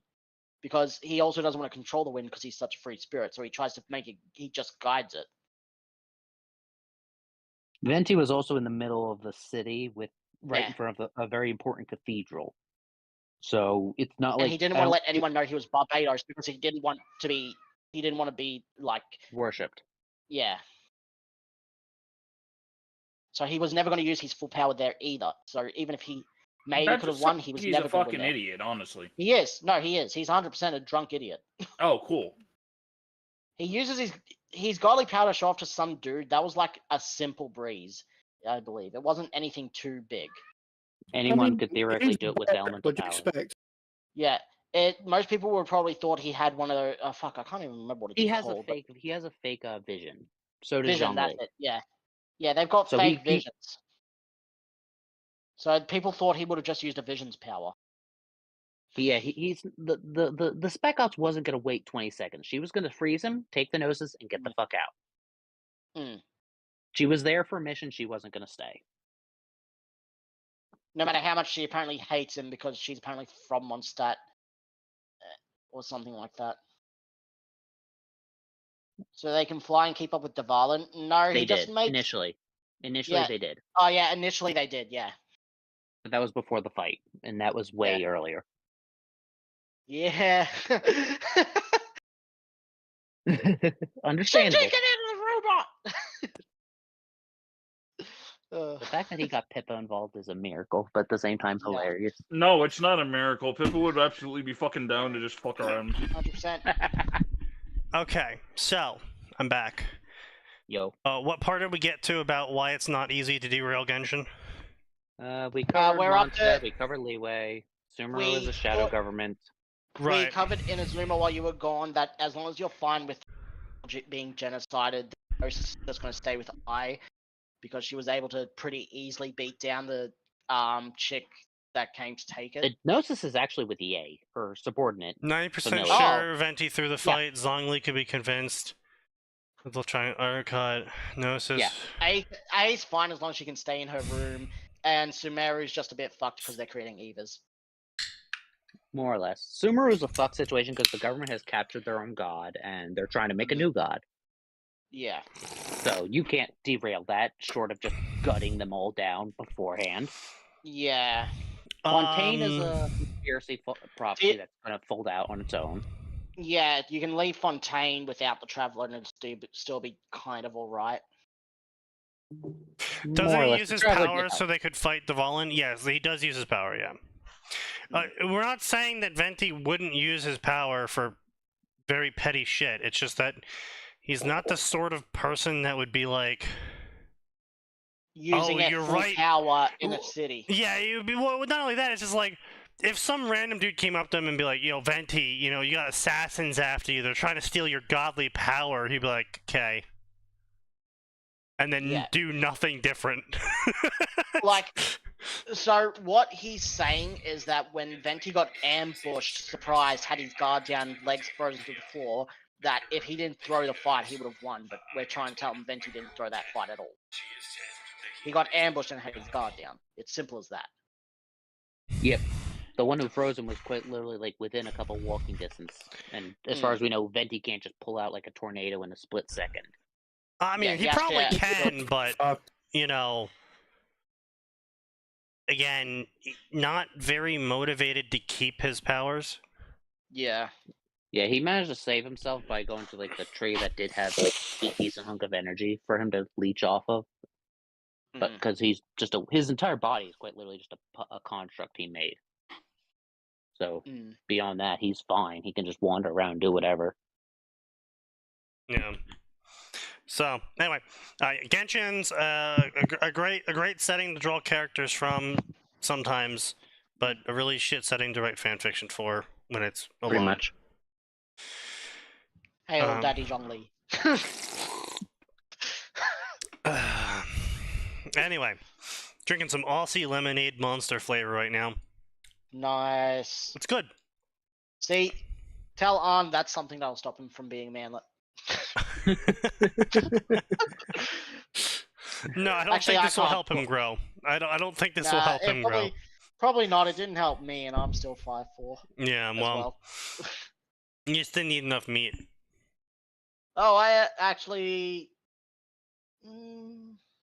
No, you just didn't eat enough meat. I will never forget the blood test where the doctors came back and were like, "We're worried about you. You have 3 times the amount of protein in your blood you should. Also, somehow you're still alive." Wasn't it like you had 3 times the white cell count too? I had a higher white blood cell count than a pregnant woman in a hospital. Oh, wow. That's terrifying. Yeah, and they're like, "You're also not sick, so we are worried about this. We don't know what's wrong with you." I was like, okay, but is it bad? Technically, no. Cool. I'm not going to go to the hospital. Yes, technically no. Because, like, the way they explained it was that if there was any other part of my blood makeup that was, like, off, they'd be like, "Oh, and some sort of disease is occurring." But literally all of my blood was showing up as within normal ranges and tolerances, except the white blood cell count. And they're like, "You have signs of a critically lethal infection, but no actual signs of the infection." Weird. What the fuck? But yeah, I mean, baffling doctors is all I do. You know, one doctor tested my bones and found out I'm 45 pounds more bone than a normal person. Y'all think I was joking about him being 6'4" in all directions. Another doctor tested the protein, and they're like, because there was some sort of, it was a health doctor, and they wanted to test, like, the fat content of my blood and shit. And they came back with protein in my blood. They're like, so an average Olympic athlete has 32 grams by this measurement system we're using. You have 36. I was like, is that bad I have so much protein in my blood? They're like, no, you just eat a lot of protein. I was like, well, yes. Yeah. Sir, how much protein do you eat? Yes. Yes. Yes.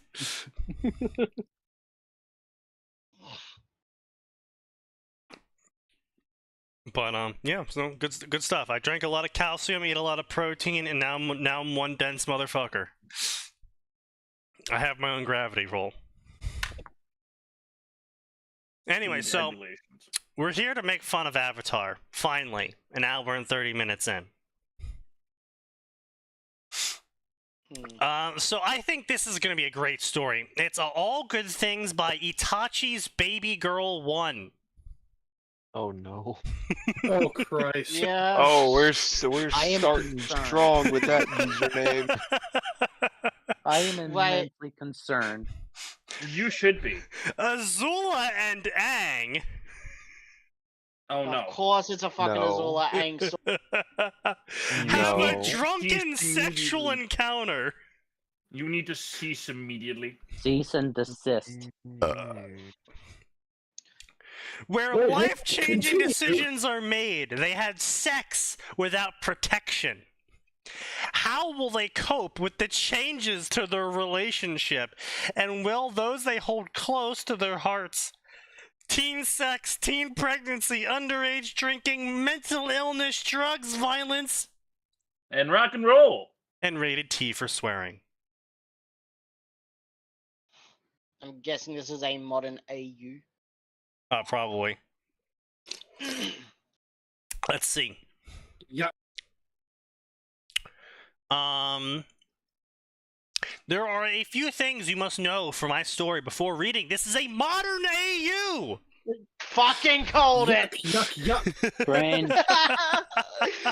I know it based off the summary, even if they don't put it in it. You see, Kaz is an expert on fangirls. Bullshit. I'll have you know that I am an expert on the modern AUs. Kaz has studied 10,000 hours of the female brain. Yes, because I have read through nearly all of the Harry Potter and Naruto section. Yeah, I feel that. I You feel poor that. bastard. Oh, you poor bastard. Oh, And look, even man, the crossover I am section. already grinding my way through a majority of the active QQ fix, okay? I think you I poor have. bastard. I've run out. I keep checking the same tags like Yeah, once a week because I I'm have out of to go to everything. like page 9 now to find something I haven't read. And it's Oh, you dead. poor bastard. And when you do find something good, it's dead. Yeah. It's It's got like 3 chapters and it's dead. yeah. Potentially with the author dead, because then you look at it and COVID. A lot And of they people haven't getting been cancer on these since then. days, yeah. Yeah. And then and then you check and see they haven't been on since COVID Yeah. either. This is a story. Oh, by the way, there'll be no bending in this story. This is a modern AU, no bending of Avatar: The Last Airbender. Let me guess, high school AU. It's not a cafe, it's high school. Well, or considering they college. are in fact doing underage drinking and teen sex, I'm going to say, yeah, actually, it's high school AU. God damn it. This is a story about Aang and Azula, who are in their last year of high school. Everyone in the story will either be 17 or 18 and graduating. I've read into this way too many times. Is this a story all about how their life got turned upside down? Oh, yeah. Yeah. She's the princess gotta of Fire bite the- Nation. The nations are the same names and cultures. Okay, well, at least they're not making the nations gangs at the high school. Yeah. Which, Oof. The Kaz Avatar can is back this. me up Wait, here. yeah.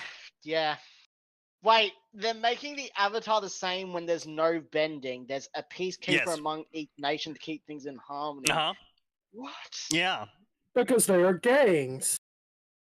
Bro, stop ripping off the Naruto modern AU fucking thing. In this Not world's kidding. history, the Avatar is the exact same, except no bending. They are a peacekeeper for the nations to keep things in harmony Literally That's committed cringe. without Wait. and you bending. dumb motherfucker. Wait, no, With Sneaky. the power of a gun. No, the mental Okay. illness disorder is I can see all of my past lives. That's what the Avatar is. It's literally passed down mental illness. Schizophrenic. You can only become the Avatar in this modern AU if you're schizo. God damn Yep. it. I hate it, but it sounds hilarious. The walls are telling me to kill you. Are you going to? No, they haven't had an original idea since 1922. That's yeah. Hey, Aang, how's Kyoshi? I don't know. Why don't you ask her? She's right behind you. Kiyoshi says to ram my fist up your ass, but I don't think I'm going to do that because I like my fist and I don't like asses. What about the last air nomad? Someone kicked her dog. She wants me to commit genocide again. Oof. The fuck Hey, you not when kidding, was the that- last time you No, listened to the voices? That's Well. historical. The last air nomad Avatar. Wait, Her wait, air hold bison on. died wait, and she if went all, crazy. Wait, if all of the airbenders are nomads, does that mean all of the airbenders are trailer trash? Yes. I'm No going to shit, kill you. Sneaky. But yeah, the last airbender Don't make me Avatar, repeat myself, the one that got summoned when Aang was on the Lion Turtle. Yeah, she was not only like full schizophrenic, but when her air bison died, she went full genocidal. Air Bison is actually a Toyota Corolla. Yeah.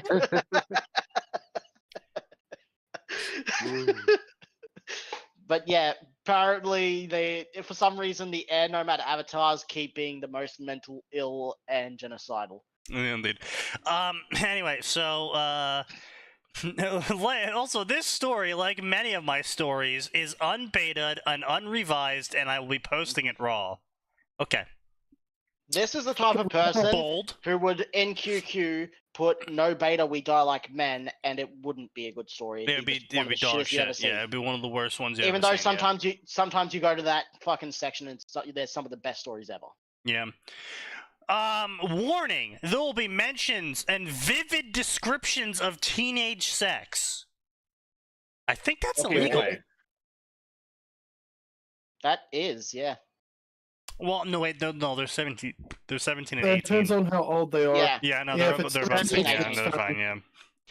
Teen pregnancy, underage drinking, mental illness. Also, warning, there'll be underage drinking. I'm sorry, if you get triggered by someone drinking, you deserve the padded room where you hug yourself all day. I mean, the reason why they have a mental attack is because they were the designated driver throughout most of their college years. Mental illness, drugs, violence, and swearing. Also, I'm sorry, but you're gonna really be like, warning, there's gonna be sex and drugs and violence. Also, some people might say fuck sometimes. What's next? Sex on TV? It's just where those good old fashioned values. Yeah, but I mean, it's like you know, it's like, oh yeah, you know, they're wanted for murder, rape, and jaywalking. It's like, why are you even including jaywalking at this point? It is literally a joke. Because it's funny and it subverts expectations. Isn't it funny? Now, no, to be fair, I did get drunk and do that in one of the stories we published it. It was called Sweet Sweet Lies, and we had Adam Taurus, like, his whole fucking list of crimes, and then right at the bottom, yes, there was 3 counts of jaywalking. Yeah. Hey, Sneaky, you want a swig of some spirit water vodka? Okay. That's in the fucking story, like from that fucking spring or whatever. Yeah. They've named all the alcohol. No, it's called after, cactus juice. No, that's later. Apparently, Aang took a swig of spirit water vodka. That's what I handed him. Oh, did you just read ahead? Yeah. Oh God, Jesus Christ. Okay.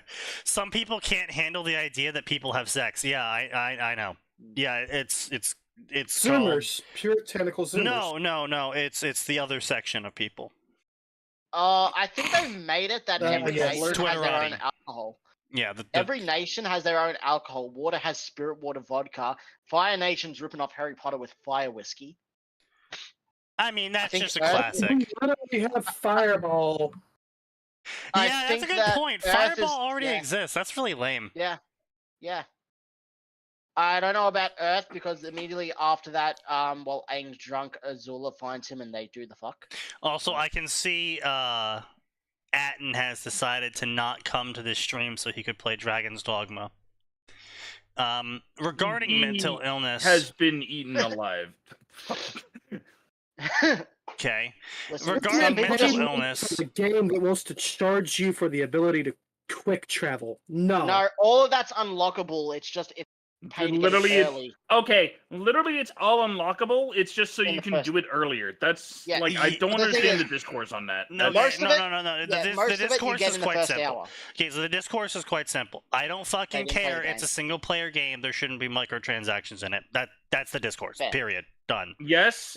Unfortunately, that battle's been lost with Capcom. It doesn't matter. There's literally no arguments to be had. There's microtransactions in a single player game. Perish. I've never had a drink in my life, but I won't begrudge someone for drinking. Yeah, I mean, I never drank until I was like fucking 25. I was 14 and I'm still going on, so... You're Australian. You're special. Both of those. But, well, no, 14's when I started hard drinking. The only people that I begrudged for drinking... Also, what do you mean X the doubt on me not drinking till 25? I literally have documented video evidence of my first drink. You know to say that wasn't your first drink, clearly. 25. I didn't start drinking until I turned 21. The only people that I judge for drinking is people that don't drink for religious reasons or not supposed to, but then they find some mental gymnastics excuse on why they can't. That's fair, Kellionaire. That's totally fair. Cass started drinking it from the womb. Who? Cass. Oh, Cass. Well, yeah. What? Cass. No, it was just like a glass or then growing up every once in a while. parent. People look at me weird. Oh yeah, no. People looked at me totally weird when I told them that I was a teetotaler. When I was 25. I mean, I'm not gonna begrudge people for not drinking. It's just that I had really shit times in my life at that point, and I was like, fuck it. You know, I'm gonna die someday. It doesn't matter. Yeah. Someone was like, "Oh, you shouldn't smoke. You'll get cancer." And I was like, "Fucking hell! If I live long enough to get cancer, that's great for me." Like, my health is pretty fucking dog shit already right now. You know, people were telling me for 5 years before I started smoking that I sounded like a heavy smoker from my lungs and how I breathe, and I was like, well, fuck it. If I'm already getting the downsides of smoking without having smoked, fuck that. What's the fucking point then? Yeah, I mean, I barely touch alcohol. I mean, the only alcohol I've had was the 2 bottles of rum that I bought in the last week, 6 months. You mean okay? I was gonna say recently because we have literal video proof of you getting. No, I know, but like those 2 bottles of rum were the only 2 bottles of alcohol I've drunk in the past 6 months. Okay, so I'm not sure how much of this pick you'll be able to show. Oh, I already make bad decisions. Why would I, dude? Killionaire. That is literally my reasoning for the longest time. I was like, I am already a dipshit. Why would I drink and make worse decisions? Turns out, drunk me is very lazy. And I don't have to worry about stupid decisions from drunk me at all, because all drunk me wants to do is go to sleep. Meanwhile, I usually just fucking stay at home, and if drunk is doing a stupid decision, it's usually something that's just going to get me banned off a Discord server. True. Yeah. But the only people I look down on for drinking are the sorts of people that are like, yeah, let me get blackout drunk every single night for like 3 weeks in a row, puke everywhere and shit myself, and like pass out in bushes and shit, and just basically make my existence a bane to everyone around me. Yeah, the only time I've gotten that bad is when I've gone out with workmates for like a house party or something, and everyone's getting right. But that's like one thing of like you're doing social interactions, and it's just like one thing leads to another. But I'm talking about the people that are specifically going out for no other reason people that don't have alcohol solutions. They've got alcohol problems. Yeah, like nose. Actually, haven't really had too much to drink recently. Right, but my point was, is he used to have an alcohol problem. Yes. Yeah. Yeah. It is what it is. But and then, like I said, people who use mental. I also have a very low opinion of anyone who uses hard drugs. Same. If you want to use never weed, had to go into that. Whatever. I think you're stupid for using weed. But whatever. Yeah. If you want to smoke a cigar, whatever. You know, as long as you're not smoking like a fucking cigar every single day, you know, and they're the massive, giant, chunky ones. Like, if you're smoking a small, tiny little... Yeah, if you're smoking a little stumpy, that's like that's one thing. But if like you're smoking a full-on fucking Churchill every single day, it's like, Jesus Christ, dude, you gotta fucking calm down. Yeah. And then here I am, no smoking, no drugs, no drinking, teetotaled. Yeah. No wonder you're so fucking horny. Yeah, right? Yes. All he's got your body is lefty. needs some sort of outlet. Yeah, your body needs some sort of outlet. It seems to decide for. Funny thing is, I'm allergic to cigarette smoke. So was I as a kid. Cigarette smoke actually used to make me pass out as a child. But ever since that I got my chronic lung sickness, that stopped happening. So my mom. I didn't even smoke weed. I got like a fucking. So I never wanted to try. Well, you got a second degree from just being at Champlain.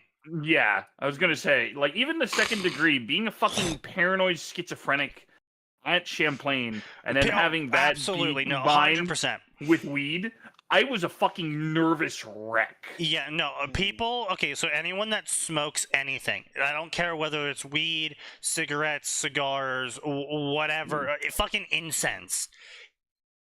If you are the only one affected, I don't give a shit. If you are doing it in an area with other people that don't also smoke, fuck you. Get hung. That is possibly one of the best ways to piss me off when it comes to that, is when someone would just be like over at your house and they would just fucking pull out a cigarette and start smoking, and it's like, I am 3 seconds from beating your face in. Put that out. Yeah.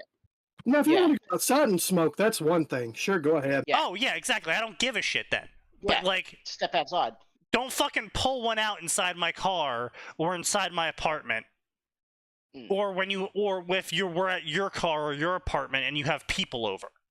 It's like, I'm sorry, but you don't get the choice. You don't get to make the choice for everyone around you to do that. Smoking indoors or in your car is disgusting anyway, because that shit sticks to everything. That shit gets everywhere. It ruins your electronics. It ruins all your shit. I mean, I literally have a pair of smoking clothes that I wear specifically to go out smoking when I do smoke, which is like maybe once a week with my father. And it's a pair of old clothes that I have no problem smelling like smoke, because I'm never going to be able to wear them in any other setting besides, like, chopping lumber and smoking. Yeah. So, I don't care if they get smoky. But, like, yeah, you're fucking stupid if you smoke inside an apartment. That shit gets everywhere. It gets into the walls. It gets into the carpet. It gets into your fucking bedding. It is the worst. And the worst part is the weed smokers think they're somehow fucking superior to cigarette smokers. No, it does the exact same. It gets in everything and doesn't fucking go away. What are you talking about, man? I don't even smell it. Yeah, it's because you're fucking a nerd to it, dipshit. Oh my god, my fucking brother.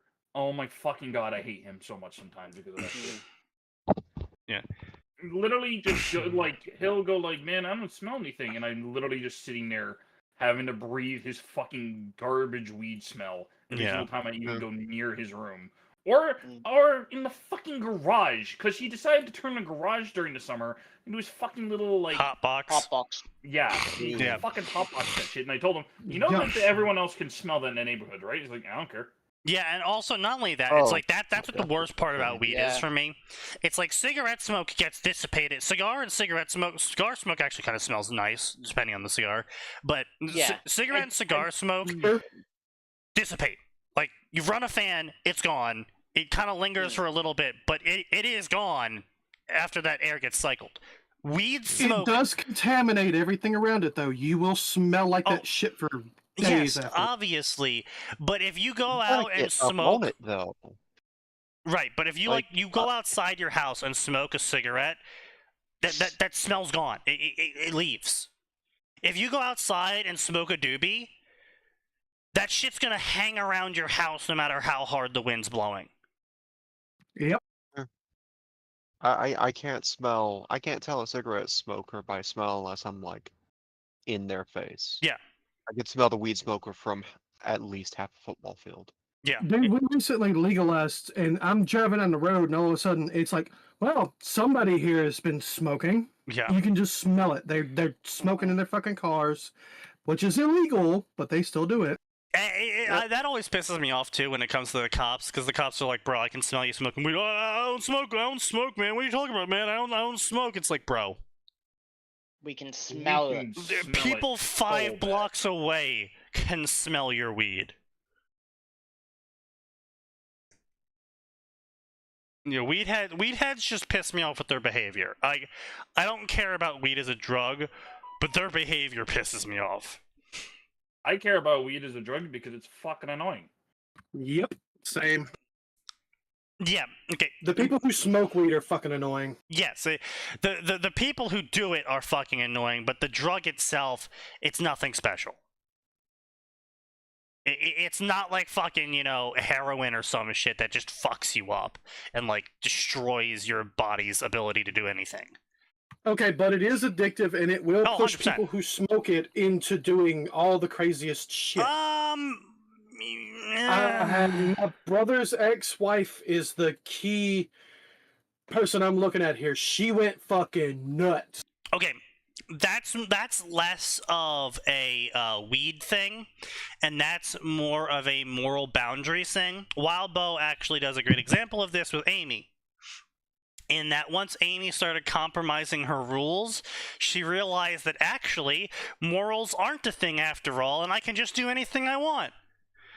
And that's literally like the people that end up in that way, and the gateway drug examples, is they finally smoke weed and they're like, oh, what? Oh, weed isn't that bad after all. Maybe all the other drugs aren't that bad. And they fucking do all the drugs, and then they're just absolute shit stains. Because they have absolutely... They never had moral integrity. My point is they never had moral integrity to start with. They just had society's moral integrity, and then they realized that actually moral integrity isn't some sort of like axe above your head that if you break it, society shatters you. And so then they just did everything. Yeah, that's why weed has been called the gateway drug for so long. Yeah, I can see it. I know 0 people who smoke weed and aren't complete shitheads. I know a lot of people that smoke weed, and a lot of them are in my family. Gee. I wonder if he shared stories with me about certain people. As far as I'm aware, I've only got one friend I know that smokes it. He doesn't do it around others, except for people who, they're passing blunt back and forth. Although he revealed an interesting technique to me a couple years ago, because they're like, oh, well, tobacco's not as good for you as weed, and it's like, so we unroll cigars, and we scrape the tobacco out, fill it with weed, and I didn't have the heart to tell him that he's still smoking tobacco because cigars are wrapped with tobacco leaves. Well, it's like I don't have the heart to tell him. Yeah. It's like, on the one hand, yes, you just removed 90% of the tobacco. On the other hand, you're still getting the tobacco in you. Well, I mean, it's not just that. I just find I find the excuses, the literal fan fictions that weed smokers come up with to excuse why they smoke weed is tiring. It is. He doesn't come up with. Here's the thing. He doesn't have any. He just likes to smoke it, and he admits it. I think part of it is that it's trying to get the paper you would use for it is more annoying than just buying a cheap $10 box of 20 cigars. Because you're not gonna. He's not gonna smoke the tobacco anyways, and if you're getting a cigar that's like 50 cents a piece, it's probably not a very good smoke. You would be surprised, actually. No, I wouldn't be surprised. I said usually it wouldn't be. Yeah. A reminder, the brand that I smoked for that like 1 year in honor of late grandfather was like $1.25, including the shipping per cigar, and it was a bundle like 20 or 25. Yeah, I can't break it to my father. I can't break it to my father that I do not have the taste buds that he does, because he's like, yeah, this is a very earthy cigar, and I'm just sitting here like, this cigar tastes like smoke. He's like, this cigar, it goes for whiskey too. He's like, yes, this whiskey has like a hint of tangerine in it. Yeah. And I drink the whiskey and I'm like, yes, alcohol. It tastes like alcohol. You're just sitting there like, yes, I can taste the tobacco. I tried a flavored cigar once. So did I. Acids weren't bad. The tobacco was it was rum and vanilla with some coconut that they soaked it in. Yeah. I could taste it on my lips. I could not taste it once it hit the tongue, and it's like, okay. And the other thing was like, okay, well, I can't smoke these because the sweet taste on my lips is throwing me off because I've already gotten used to this medium smoke brand that's $1.25 per cigar. And it's also mixing with the smoky taste, and it makes a very weird taste. Yeah. Yeah, it's like, you know what? Yeah. I'm just gonna give these to my nephew who started smoking cigars and inherited the like 100+ cigar collection Oh Jesus! of said past grandfather. It's like, here you go. Here's a graduation present for you. I have a step grandfather who has recently retired, and part of his retirement gift was someone gave him a $20 Ashton Martin cigar. $20 per cigar. Churchill. He smoked it for 3 seconds, put it down outside on a cigar holder, and just left it there for 3 weeks now. Yep. It has unraveled. It has expanded. It has. It's gonna grow its legs soon and start walking away. It has done everything tobacco does, if not stored properly. Yeah, and I'm just looking at this, and every single time my dad and I go out to smoke, I'm just like, damn, what a waste of a $20 cigar. Yeah. I don't know how he would have liked you personally, but this late grandfather might have liked you a bit in terms of your opinions on cigars. Because I learned from other members of the family. Oh yeah, his motto was the cheaper the better. Oh no, it's great actually. Yep. Europeans like dry cigars, and so I bought $100 of European dry cigars. And they're called Euro. The brand is called Eurostick specifically. It was I have like 400 cigars. It was $100. I'm gonna be honest. I can't really imagine how that would go, because one of the problems is that when you deal with a dried out cigar, is it burns faster and the taste is for many people ruined. Very sharp. No. So it's different. So basically, a dry cigar is different from a wet cigar that's dried. The cigar that's very familiar in America is a wet cigar, and where you have to keep it humidified until you smoke it. Yeah. And if you don't, it loses its taste and all that. A European dried cigar is dried in a very specific manner that concentrates the taste, and it creates a very, very sharp taste and a very sharp smoke. And you don't have to worry about humidifying them because they're dried. Oh yeah, obviously. Yeah, I gotta say, one thing I did like about learning about cigar community is like they're actually pretty chill people. Oh yes. They don't judge you for how you. They might be like, oh, that's an interesting way of lighting your cigar. For the most part, they want more people in the community to appreciate the big stick of tobacco. Yes. To the point where there are some people's like, oh yeah, don't spend like $50 on humidor. Get a $10 lock and lock, and then $10 gets you like 6 humidity packs. You just toss a pack in, and you're good for like a year. Yeah, well, I mean, what I did is I just bought a lot of cigars, and they gave me a humidor for free. One of those basic wood cases, and then I just have a and that wood case will easily last you 5 to 10 years if you take even moderate care of it. No, yeah, I throw a packet in occasionally and make sure to keep it at 70, and that was the shocking thing to me too, where they're like, well, you can either go with like the expensive electronic option that you gotta swap out every 6 months, or go with the cheap option that'll cost you more in the long run, but you also got to worry about taking the old pack out and putting a new one in every year instead of 6 months. Well, I mean, if you have a sponge for the wood humidors, you don't even have to have the packets. You don't have to buy packets. You can just fucking remember to wet the sponge. Of all the hobbies that I've had, it is second only to reading in terms of just how chill it is. I think the only thing that cigar smokers will get on your case for is if you light your cigars with a Zippo lighter. I think the worst they'll do is they look at you weird and offer you a match. Well, I mean, Zippo lighters use different fueling than I know. but a lot of people insist it mess with the taste. Other people say I've never noticed a difference. I think that comes down to the whole like our taste buds are different thing there. Yeah, no, probably it does. I mean, Because it's like I'm sure there's a difference in taste between I mean, I got a cigar smoking friend that literally lights his cigars with goddamn oak sticks, okay? Damn. That. Wow.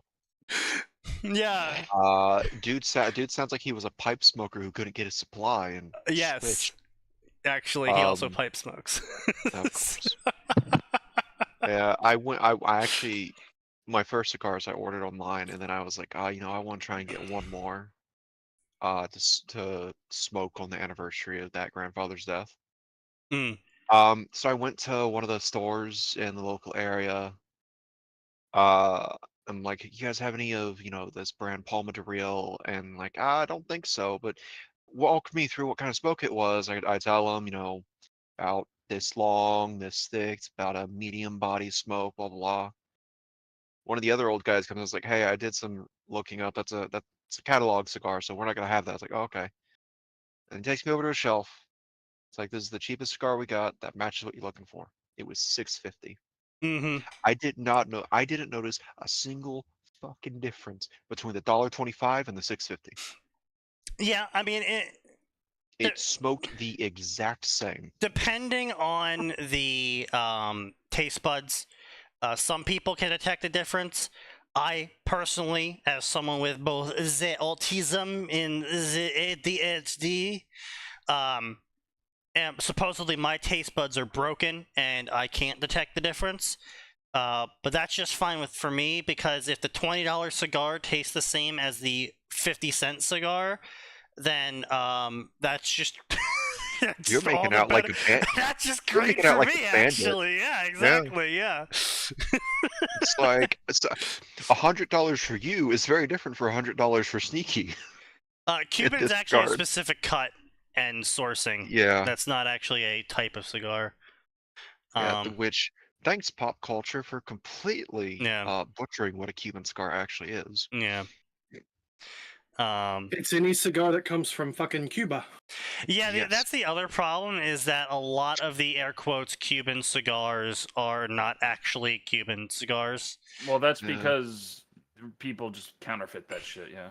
Well, no, it's because technically speaking, it's a Cuban cigar if they use tobacco from Cuba, but a real Cuban cigar is if they use filler, wrapping, tobacco, and made in Cuba. Yeah. No, I get you now.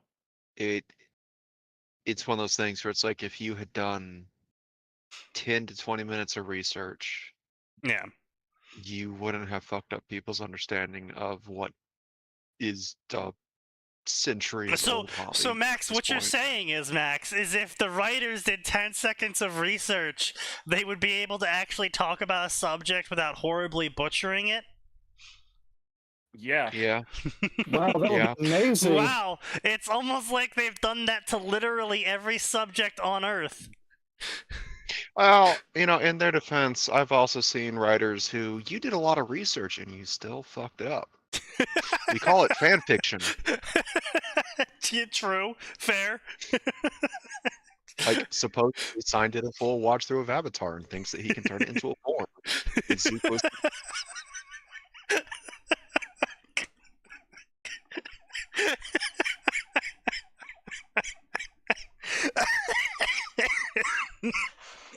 Oh, Mr. Killian, that is something that we have not... I just didn't expect Max with a steel chair to come out tonight.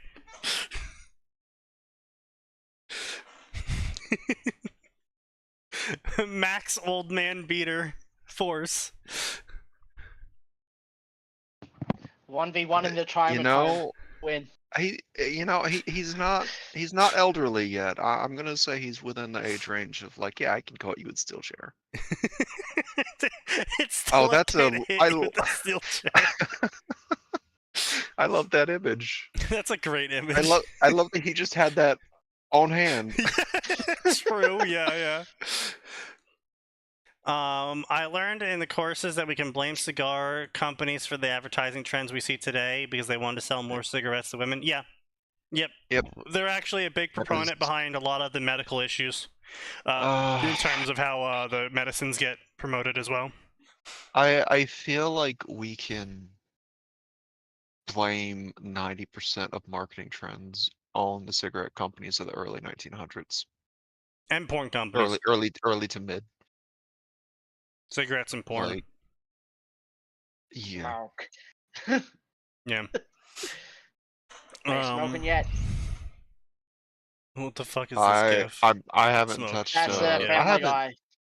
Yeah, I haven't touched a cigar since May of last year, actually. Yeah, I mean, I gotta say, for all my genetic fuckery, it's great having the genetics I do because I just have absolutely no urge to smoke at all whatsoever. Yeah, well, I have people like, how did you not become dependent? It's like, well, first off, brain is wired. First off, I have Star Sector for that. Second, I did the research. It takes approximately 7 days for the body to flush out all tobacco in its system. So I didn't smoke but once every 2 weeks. Mm-hmm. So I geared my smoking habits in a way that it wouldn't become a dependent habit. Well, it's very easy to quit something cold turkey if you choose to not gain a dependence. See, I just found an addiction and then made myself addicted to that on purpose, so I couldn't be addicted to anything else. If you haven't picked up what I'm putting down, no, reading. Oh. If I had a choice between reading and Dota, I'd pick reading. If I had a choice between reading and literally anything, I would pick reading. Yeah, that's fair. Because it's my addiction. And I did it on purpose, because I knew I had an addictive personality. So I was just like, well, if I'm addicted to reading, the worst I can do is read a book. Yeah. Which, I mean, made great sense back then, but now it's really biting me in the ass, because I'm like 45 million words into reading shit, and I've run out of shit to read. And now you're reading shitty fan fiction. So now I'm reading this garbage here. Regarding mental illnesses, I don't know anything about mental illnesses or disorders. Whatever I've written is based off of what Twitter research I've done. I respect those who are struggling with mental illness and embrace it as part of who they are. No, fuck you, eat shit, die, don't embrace your mental illness. You have to suppress that shit. Man with mental illness when someone tells him just to embrace it. Star Sector, where war crimes and reading go hand in hand? True. Yeah. I thought Star Sector players didn't read. No, Star Sectors read excessively. I see. You see, they made us try and pay taxes. Ah, so you have to read to make sure that doesn't happen. Yes. Also, the devs and the mod authors take after them for this. They don't hold your hand at all. Very few of them, at least. And so they'll be like, here's a giant block of text. Here's your 4 answers. None of these answers are an obvious answer of how to continue what you just read. And so if you don't read that block of text and you're just like, 3, it's like, oh, fuck you, bitch, and they pull out a gun and shoot you.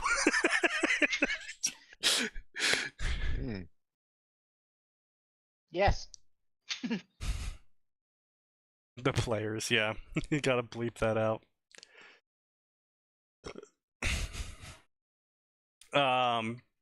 Yeah, so anyway, fuck people that embrace their, oh, I have schizophrenia, I'm going to embrace that. No, Bo, don't. The voices in your walls are not... The walls are not your friend. Please do not listen to them. I hope I don't offend anyone with what I've written in this story. Okay, well, first off, the people with mental illnesses, you don't have to worry about offending them, because their opinion doesn't matter when it comes to their mental illness, unless their opinion is telling you how it works for them. That's the only time their opinion matters when it comes to their mental illness. If they're gonna sit there and be like, I don't like that you made the bad guy have schizophrenia. I have schizophrenia and the voices only tell me to kill 3 people a day. I don't care. I'm gonna... If you're saying, I can't believe you made them that because I had this, I'm going to assume you don't actually have what the thing is. Yeah. Yes. Yeah. Also, so this is actually going to make Max angry. I have rated this M, but technically it's MA 18 plus. But because readers only, 18 plus readers only, because I just read the update guidelines and I refuse to be banned off of fanfiction. So I'm going to tell you right now that if you're reading this story and you aren't 18 years or older, you should stop reading this story, because I just realized I can get banned for this. Okay.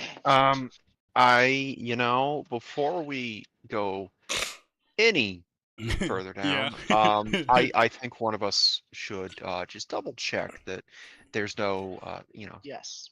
TOS breaking mentions Probably. in here. Yeah, so Kaz, is there any TOS breaking and stuff in here? Of Discord or FFN? FFN. Yes. Or Twitch. Yes, Twitch, 100%. Yes, actually. there is. Okay, bunch of that. Oh, Okay, Twitch? so we won't. Yeah, Yes, if there it is. breaks- 100%. There is. Yeah, okay, then we won't read the story. But as soon as Azula comes in, they basically.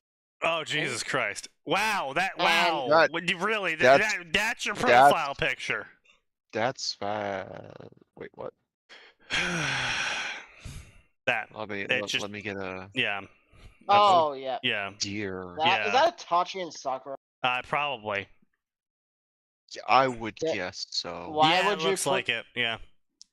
Yeah, Itasaku, because they've also put their real name in there. Wait, they put their That real. means Oh, stuff. my name is Danisha. But many can call me Danny or Nisha. Yeah. Okay. Yep. I'm Joined starting to. 2011. I'm starting to Joined- construct a mental image of this person. Joined 2011. I love Harry Potter, and I love shipping Itachi and Sakura. I also ship Draco and Hermione. Yeah. Yes, sign. Yes. I see. Oh, I think Sign is back. AOC. Yes. Yeah. I had the headset on for that little coming in with a steel chair, by the way, you ass. Oh. I mean,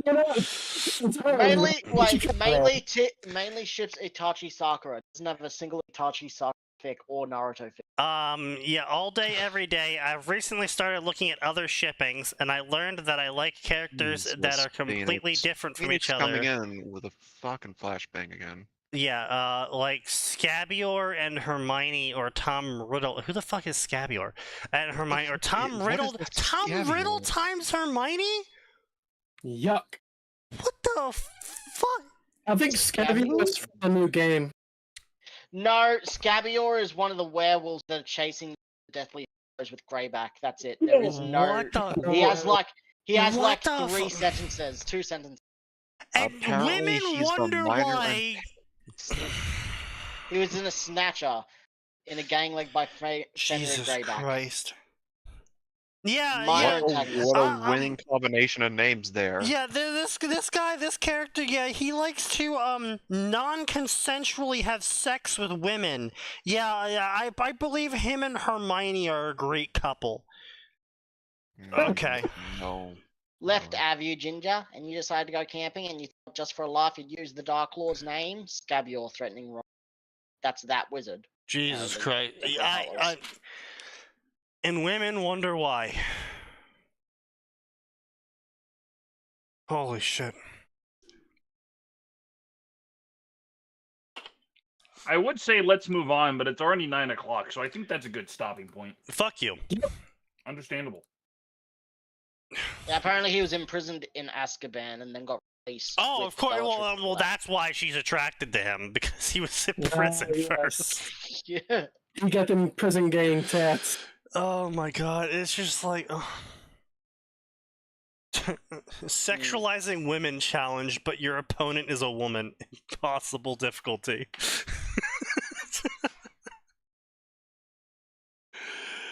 Oh. Here's a list of things to do at Walmart.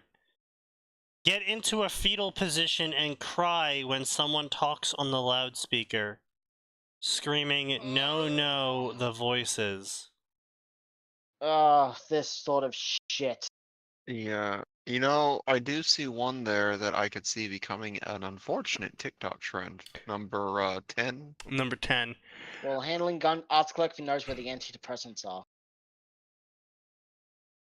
I mean, that's kind of funny. It is kind of funny, but I also see it becoming an unfortunate TikTok trend if kids ever learn about this. I mean, I can see a few of them. 20-year-old list. Yeah, because I'm pretty sure this is like a 2004 copy pasta. This is a lol. So no, this is straight up. We have to take ownership of this, Max. This is a straight up millennial lol. So random copy pasta. Oh, it absolutely. If I was on the internet in 2004, I absolutely would have seen this, and I absolutely would have copy pasted it into my fanfiction profile. If I really, all of these are things that TikTokers would not for use, and I don't even have a out here in Australia. Yeah, like straight up, like hide in a clothing rack, and when people pass by, shout "Pick me, pick me." Yeah, set all the alarm clocks in housewares to go intervals. Yeah, no, this is 100% a lol. So you know random. what? Number 15. That's a TikTok trend, but the punchline is that they actually, they did take a shit in there. And in true lol so random fashion, it is like the worst sort of shit too. Go to a random aisle and try to reach the item at the top. When someone comes to ask you if you need help, scream, "I can't reach my check-a-reel," and keep screaming until they walk away. Oh. Stand in the middle of an aisleway and burst out into the dismal song, dance moves included. Mark out price tags with a Sharpie. I forgot check-a-reel even existed. Yeah. People are already doing number 19. Throw things over one aisle and oh god, a bunch of shit at people. I will say, as someone who works stocking, fuck anyone that does that. I mean, just generally. Yeah. I mean, you're just generally an asshole if you just do that. Like, even people that don't do it intentionally, they're just like, "Oh, I want this item," and then they pass by another item of similar quality but at a different spot on the shelf. They're like, "Oh, actually, I wanted this version," and then they put that version back up where they fucking took the second item, and it's like, really, dude? You can't walk the 5 feet to go put it back where you originally got it. You're gonna just fucking drop it on a random shelf. Fuck you. Yeah. I mean, to be fair, that's how I got a tin of tomato paste today when I went to the shop, so it wasn't all bad. What now? Tomato paste puree. What's a tomato? I don't know. What's a tomato? There you go. It's a fucking tomato. You fucking Aussie. I like how he's like, "Oh, you're saying tomato, ha ha ha. It's tomato, don't you know?" I don't. Sign from one step into another. I don't know if we have a right to speak on someone mispronouncing a tomato like that. Well, no. You see, Sign's French. Potato. No, I know. Sign's got it worse. Yeah, he's worse. French. Yeah. No. You're Southern French. Yeah, he's Southern French. Yes. It's an entirely different thing. Unfortunately, though, you're still Worse. part French. Yeah. No. Southern. Yeah. Hyphen worse. We broke off. It's like we're not as bad as Canadian French, okay? Southern worse. I'm sorry. I like that. Southern worse. Excuse me, I'm Australian spider. Thank you very much.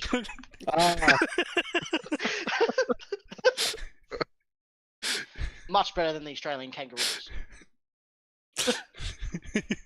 And then there's Crocodile Dundee. Yeah.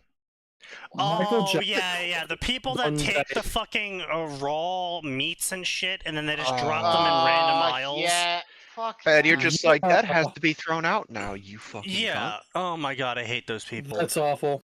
Or they've opened it up like snacks and shit, eaten some of it, and dumped it in a different aisle because they didn't want the rest that they didn't pay for. I mean, hey, I've literally found meat sitting in the bread aisle where I was working making pizza at Whole Foods once. And I'm just like, why? Yeah.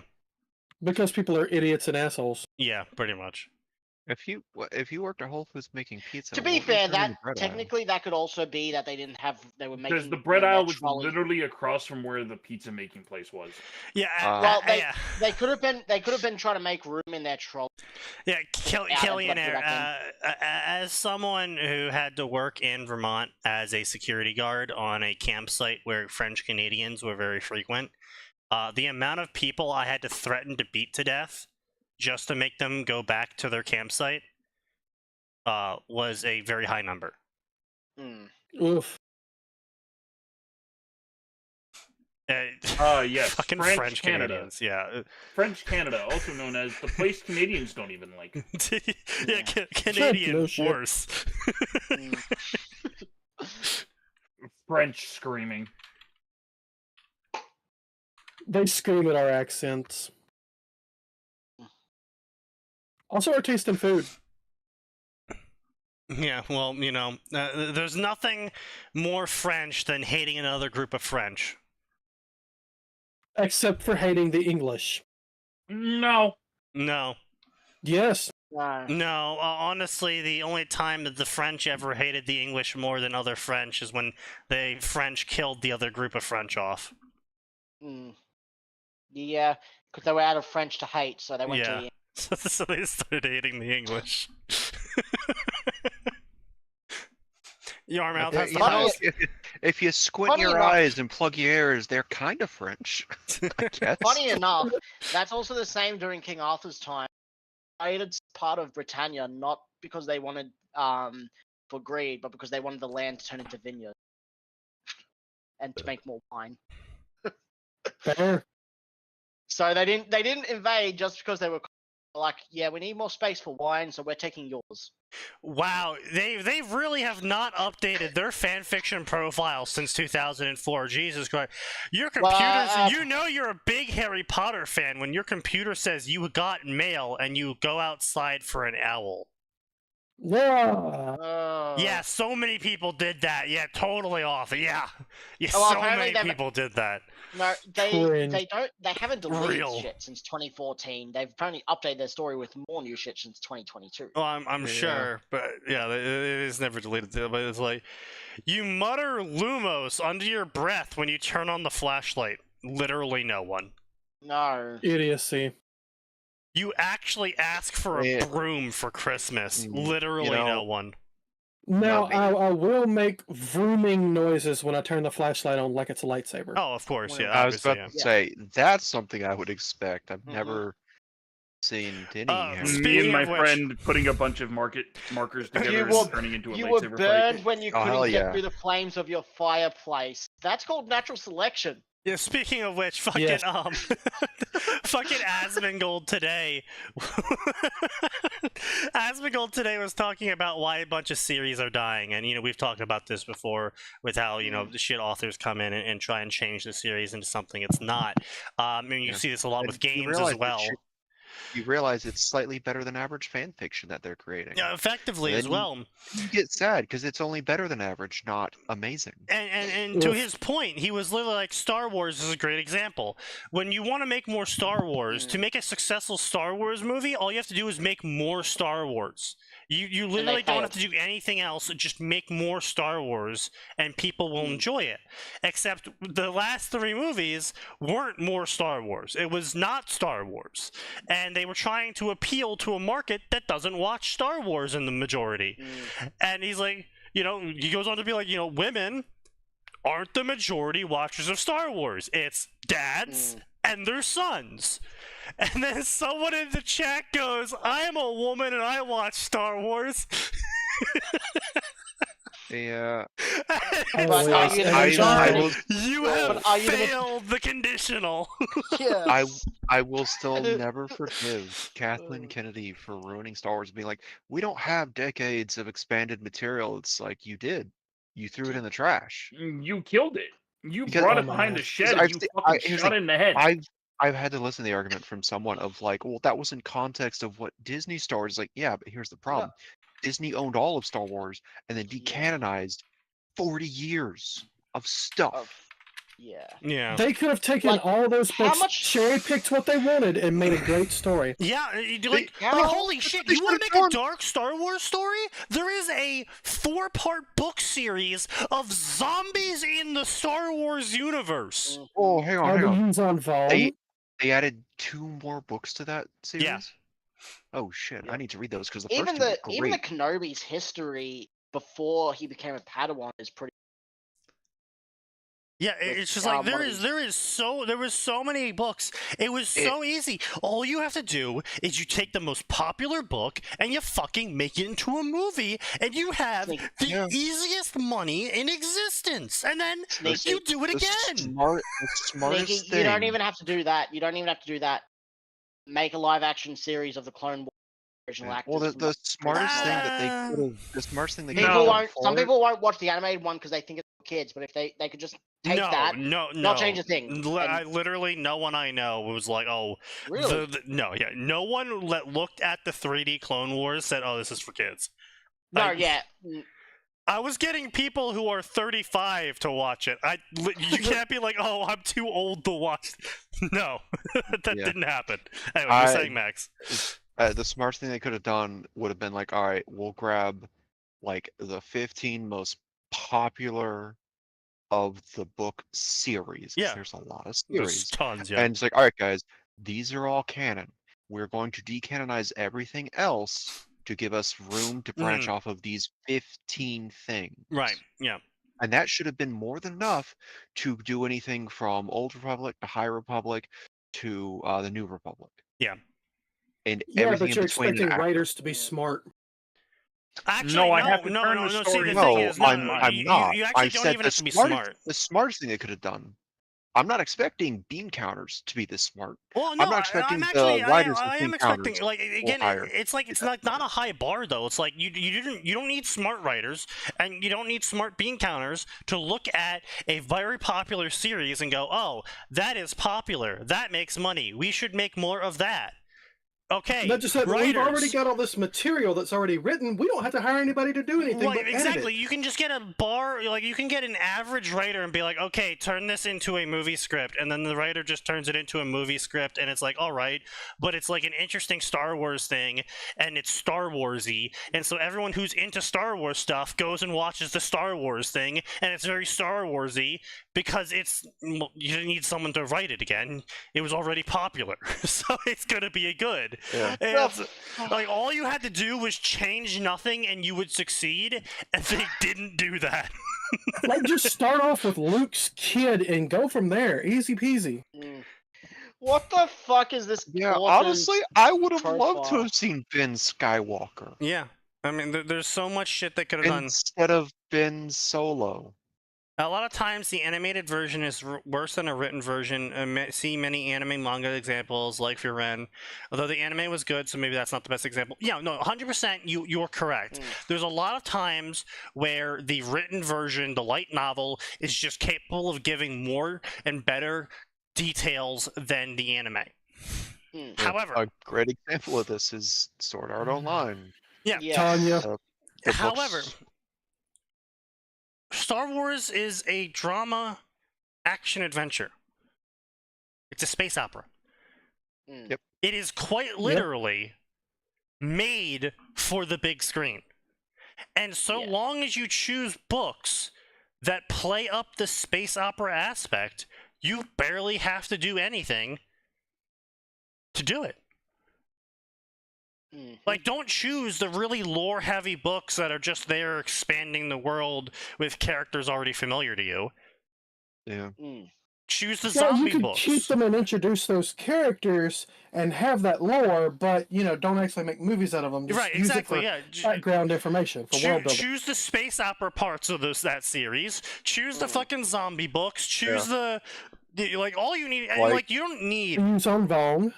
Right, but like what I'm saying is like you only need one dark Star Wars movie, right?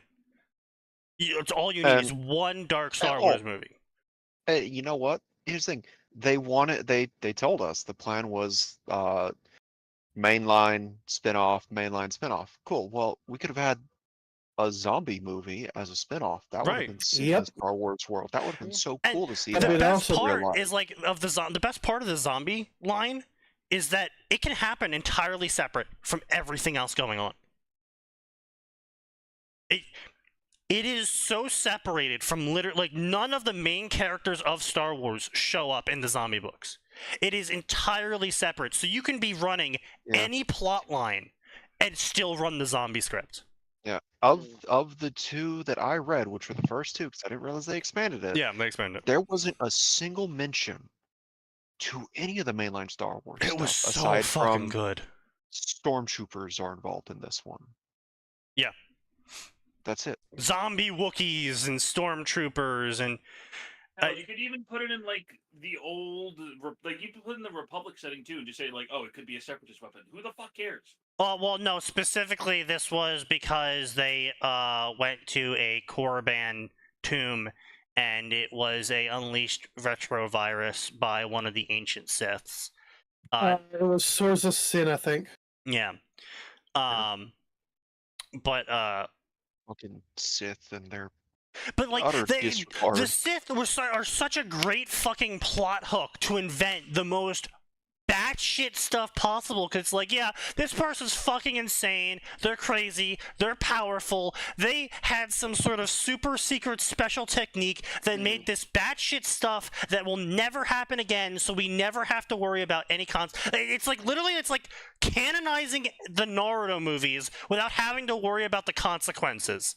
Where you just have this batshit thing occur, and you don't have to ever have it show up again, and you have a ready-made excuse as to why nothing else of this ever exists and will never be relevant again. Yeah.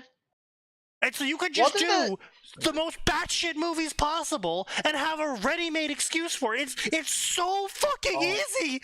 There is so many ways to succeed, and you did none of them! If they wanted the serious like undertones and drama that they were trying to go for in episode 7, 8, and 9, the book series where it culminates in the Solo twins fighting at the end of that series, that would have been so perfect because there's so much that you can cut out and focus purely on Jason or his sister. Oh yeah, and like as Sinus said, you want to make a Star Wars kaiju themed movie because kaiju movies are big right now? You could fucking do that. You can make some sort of like Sith Terran tech versus some sort of souped up Rancor and kaiju movie. No. There was an entire war with the first Sith versus the Jedi where they had armies of kaiju just eating planets. You're right, like that's what I'm saying though. It's like you can do so much shit, and it's like Star Wars literally is the Simpsons of space operas, and where it ran the entire gauntlet of every idea and theme possible. And so if you want to do the flavor of the month movie of like, oh, superhero movies are big right now, we got Star Wars movies that can cover that. Kaiju movies are big right now. We got Star Wars movies that can cover that. Like I said, there is 99 ways to succeed and 1 way to fail, and somehow you got that 1 in 100 chance. Like, the fact that there's like Sith that eat plants and shit, it's like anything is possible from that. It takes skill to shoot and miss a 99% accurate shot. Yeah. Well, you know, that's XCOM, baby. I was about to say XCOM. Yeah. I'm glad half the chat was like, but XCOM. Yeah. Hey man, it's a skill. That's all I'm saying. Me, when I see the entire squad get 95% of their shots on. Oh no, it's over. You know what I miss? Hedwig? My will to live. That's fair. Very, very millennial joke, friend. Also, fuck this person. Despite being an American, you're a Harry Potter fan if you use the word wicked. I will fucking kill this person. What? Fuck you! I don't know how. Wicked. Ban them from this. Ban them from I don't have delete this man. I do not have to deal with fucking Zoomers taking over our. They're millennials. They're not even a Zoomer. They made this fucking thing back in 2011. They are 35. Sneaky, have you gone and seen what's under the sorting hat? All the other 3 houses are good, or being alone, or being introvert. Slytherin, being a fucking asshole douchebag who's suicidal. Yeah, oh my god. Oof. Wow, this is so Black is I a cool live in color. fucking Northeast Fuck you, too. black is a cool color. Fuck you, Arthur. You are taking our word You are taking the word of the good fucking but. Nah, I'm not gonna. Oh yeah, so to catch you up, Cruel. To catch you up, Cruel. We're reading this fanfiction. Fangirl, obviously. She is talking about how her favorite pairings are Hermione and a rapist, Hermione and a serial killer, and Hermione and a wife beater. And her other favorite pairing is, what was her other favorite pairing? Her other favorite pairing was Itachi Sakura. But she hasn't wrote a Itachi single times knowledge, Sakura. Yeah. Sakura and a mass murderer. What? Oh, Sakura and a mass murderer, not Sakura the mass murderer. Yeah, okay. Yeah, I thought he said the. We all thought he said the. I absolutely blanked. Yeah, don't worry. So basically, we're reading a millennial fangirls profile right now, and it is very so random millennial humor shit from back in the 2000s, and it is all copy paste garbage, and they wrote some really depraved high school stories. And he's gone. Oh no, he's still here. Damn, he just moved positions because he changed his name. I just realized that was it should not be like that on the stream, so I changed it. No, don't worry. Everyone is like that. Yeah. My fucking god. Like, my favorite thing on FFnet is that, they give you practically unlimited space to write your profile. Yeah. And some motherfuckers try to use every bit of that shit. Oh, I know, right? Yeah. My fanfiction author name is Giga Chad 9000 Blood Raven of the Reaver Clan. Pina, I'm a millennial. My profile just has one line on it. I write for myself, you want me to write for you, speak with your wallet, and that's it. I'm never gonna make it any longer than that. That's fair. Based. I just have a bunch of funny quotes on mine. I believe mine's like one sentence, but I can't even remember what's on it. I just have the list of my stories and summaries of what they are. My name from Cruel to The Cruel. The Cruel, indeed, yes. Thank you for adding the. Yeah, it makes you more important. I'm not.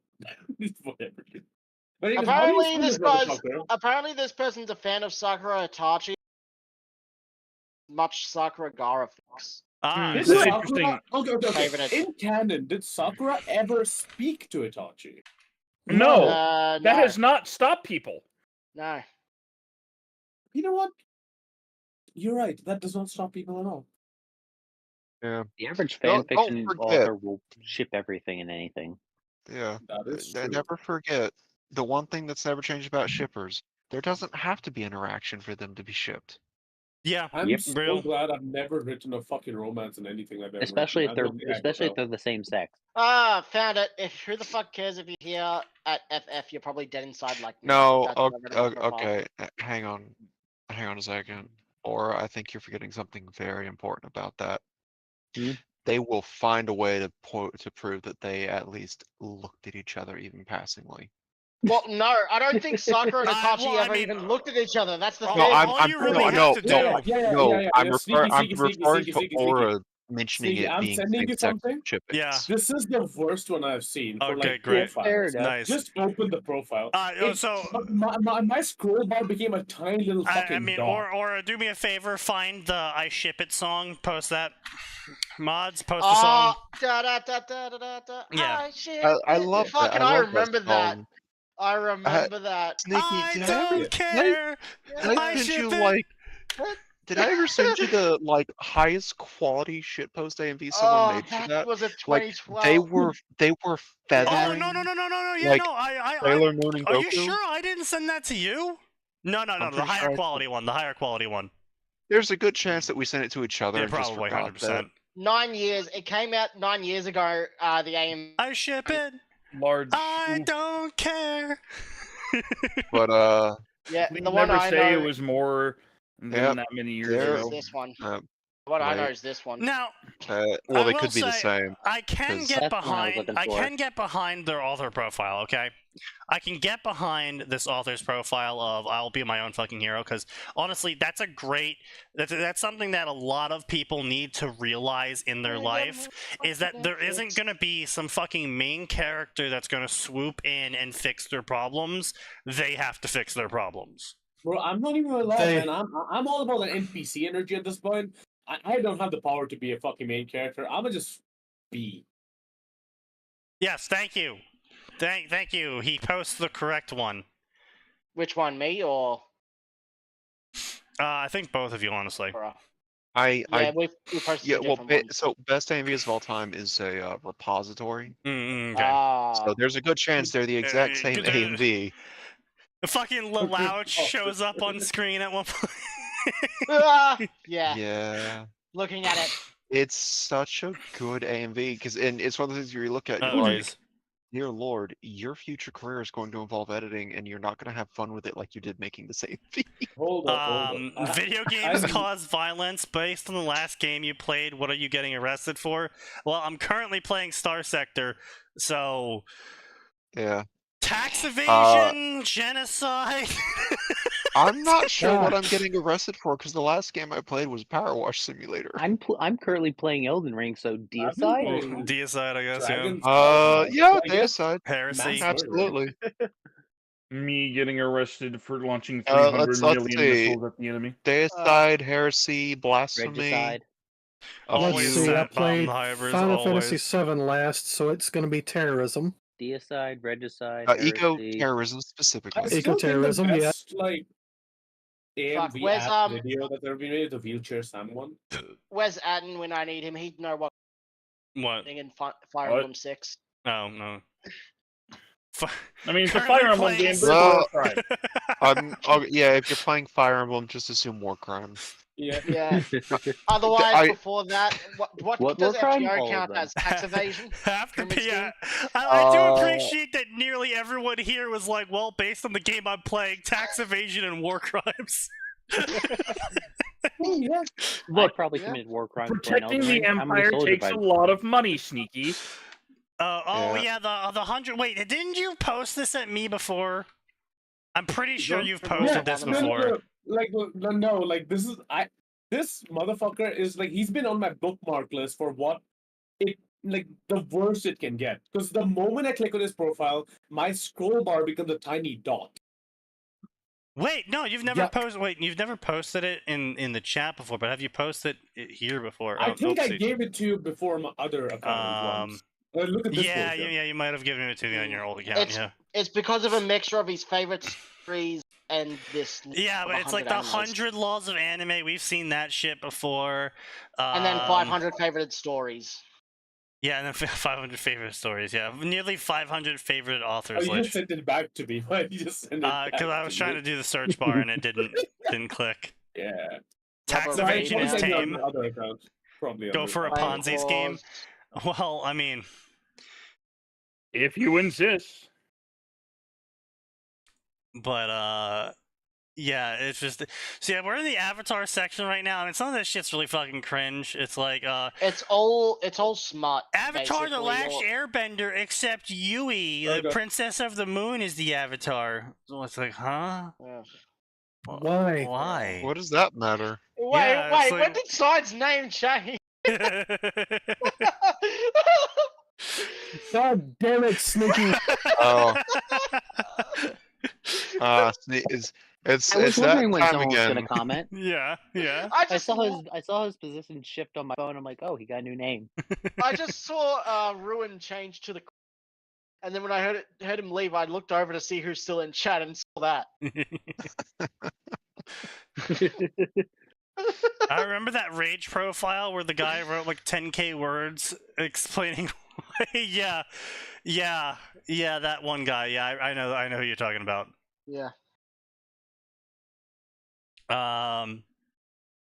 Let's see. Yeah. Like Okay, you know what? I would actually like to see. Just like a thanks to Finster. I want to see like a humor fic where Zuko is convinced. He's convinced that Yui, the Moon Princess, is the Avatar, even though she's not. The Avatar died 100 years ago, and now he's currently been reincarnated into Yui. No, actually, what would be funnier as a comedy story is Zuko is trying to find the Avatar, and all he actually finds is evidence of the Avatar dying.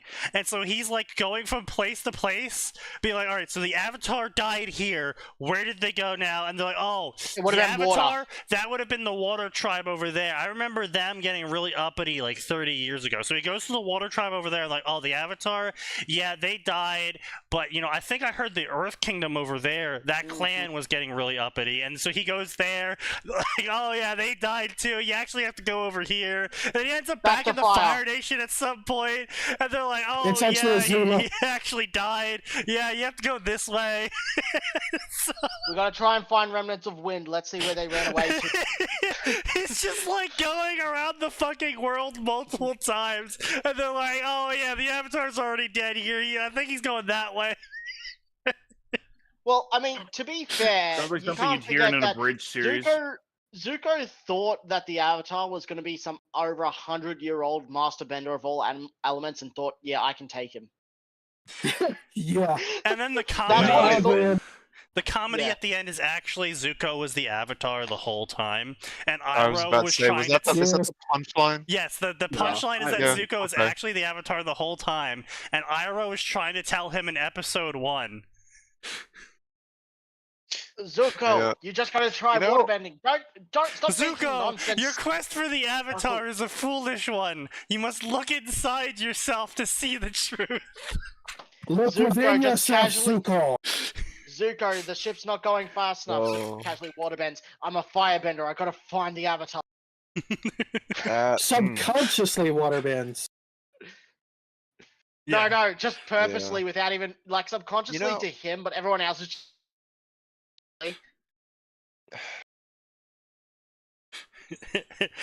ends up in the library at one point of Washi Tong, and the Washi Tong's like, why should I allow a firebender like you here to search the records? And he's like, well, I've actually compiled the life history of the past 20 avatars.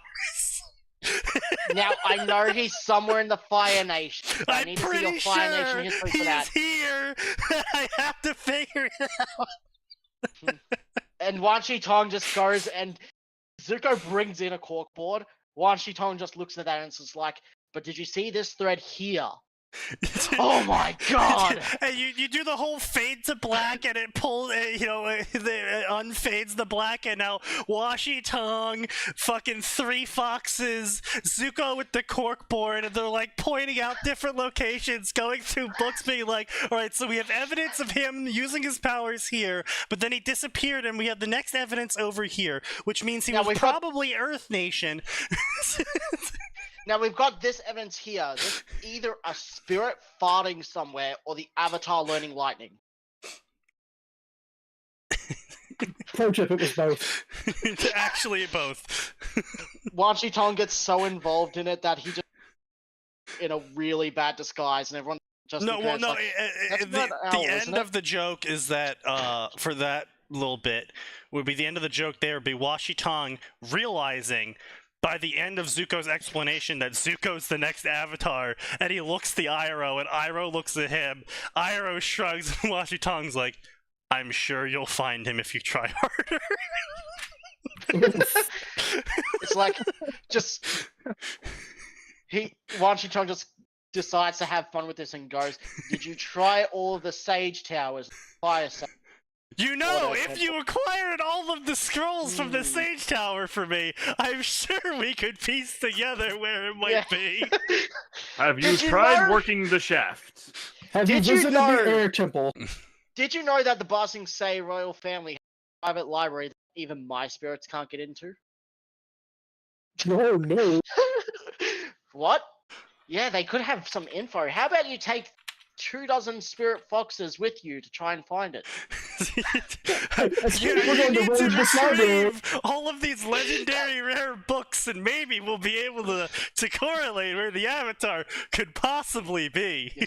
Don't worry, Zuko. I promise you can keep using the library as a home.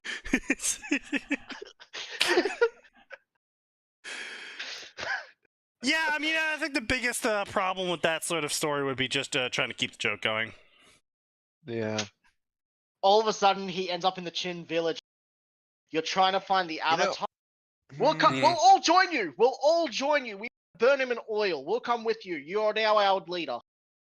If you just treat it like those 4-panel sketch mangas, you could probably keep it going. That's fair, yeah. Like you don't need the journey going from the South Pole to Kyoshi Island. Just suddenly he's there on Kyoshi Island after failing at the South Pole. No, I was reading this scroll, and according to the Firebender Sage James version, it says that Kyoshi was here from this time to this time, and I know for a fact that she wasn't. She was over here to lover over at this area. I need access to your historical records. And listen, I know you've got a secret left foot of this Kyoshi statue. I need it. There might be secret letters. IRL comes in. Have you found anything yet, Zuko? No, but I'm pretty sure the chief's daughter isn't his. Yeah. Oh no. Oh, what? Uh-oh. And Iroh's just full into it, gossiping. Iroh would be a gossip. But literally every time he goes somewhere, he pulls out the fucking corkboard, finds out everything but who's the next avatar. Yeah, I'm pretty sure, judging by their patterns here, that she was dating him and cheating on him. And what does this have to do with the avatar? It doesn't. Zuko accidentally plugs holes in local histories in his. Yeah, accidentally refines lost lineages. Well, you see, the pot that they have in their house, Avatar once used to make a stew. It was his chamber pot. That changes everything. Uncle, we need to go to the Earth Nation again. Clearly, the merchants will know. I keep seeing this historical figure of a cabbage merchant. They've shown up for the last 150. Iroh sitting back and eating popcorn and drinking tea. Yeah. Yeah. And slowly, Zuko's retinue of people following him to just watch grows larger with each place he visits. And it's like everybody but him knows he's the Avatar at this point. Somehow, except it drags entirely. And of course, to keep the joke going, Zuko is completely oblivious to his growing audience, even when they're commenting on shit that he's finding out, like, I'm pretty sure the mayor was here and not here, so I think they were the Avatar. And someone from, like, the Water Tribe, the North Water Tribe, at some point is just like, but what about this? He's like, oh, yeah, you raise a good point. And he, like, perfectly recalls their name, too. Yeah. just accepts that whoever was there is there still. Yeah, you're right about that. But what if they figured out how to make secondary bodies using earth and water bending and moving it from a distance? What if they were collaborating? Clones. This is proof of the Avatar. Accidentally is bending golems? Yeah. Accidentally comes up with multiple technological innovations, refines lost lineages, refounds noble clans, and finds ancient history. Everything but the Avatar. And Toph's just in the crowd not because she's interested in the history. Zuko keeps getting up in sections, starting fights, so there. Did he cut out for anyone else? Yeah, everyone just not hear a single word. I said Toph's in the crowd, not because she's interested in what Zuko's finding, but because he keeps sneaking into restricted sections and starting fights that she's all part of. Fair. Zuko going through the fucking... He's going through all the scrolls. Some guard's about to whack him in the back of the head. Boulder to the face. This is the most fun I've had in my life! Zuko, I'm sure glad I didn't get caught during this fight. Toph, having beaten the 30th guard trying to kill him. Yeah, you sure are sneaky, Zuko. Yeah, she's just sitting on a mountain of bodies using them as a chair. Don't worry, Zuko, just keep it. Thanks for helping me look, Toph. Too bad you didn't find anything. Yes, I didn't see anything. Yeah, couldn't see it. Ozai sends Azula after to see what the hell's he's doing, and she just starts watching for I as well. knows the whole time as well. Set him on the journey to avoid secession issues. Oh yeah. Yeah. All right. Yeah, I could see that. Azula, no, Ozai sends Azula as well, and she's just as crazy as Zuko. No, the final episode is him giving the whole presentation of.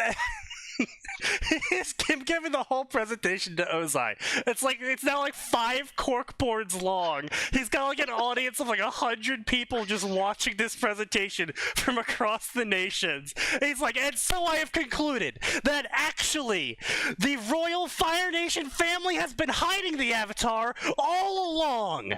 Azula! Everyone face palms. Except for Sokka, who's there after. Exactly! Sokka's just all for it, 100%. It doesn't matter if Zuko Fire Nation, he's full for the conspiracy. He believes it wholeheartedly. Sokka's been backing Zuko since day one, hasn't understood like half of what he's saying, but it sounds good. Yeah. But he believes Zuko believes it. They meet the mechanist, and they just go like, this guy was probably around when the last Avatar was here. He might have made some sort of underwater vehicle or something. A submarine, some would say. This would be the ultimate Avatar crackfic? Yes, exactly our point. Give it a super serious summary, like in a world where Aang did pass. The Avatar is dead and war has raged for 100 years. Yeah, Zuko has no hope, but he endures anyway. He must find the Avatar at any cost to regain his lost honor. And the tag is humor parody. Yeah. Humor parody, and you've also got to put somewhere in the summary like, spirits run rampant with people. They're following Zuko for entertainment.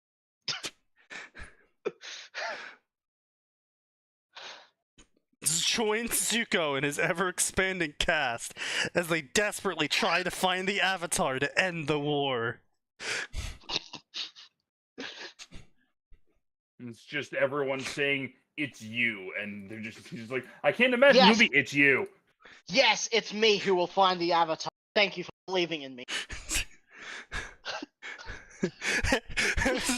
Prince Zuko, have you tried looking in the mirror? Not now, Uncle. I don't have time for your mysticism bullshit. I need to find the Avatar. One day, Prince Zuko. Oh, one day. Thank you, Uncle. It's nice to know you believe in me. He's just like writing letters to the White Lotus. It's like, I am keeping Zuko as far away as possible from the Fire Nation. Please, for the love of God, send more tea. What? No, why would? Yes. Why does he need to keep him away from the Fire Nation? Because, I don't know, probably something to do with... Have you not been listening to our amazing crack story prompt so far, like, at all? Like, you just missed, like, 90% of the comedy. Yeah.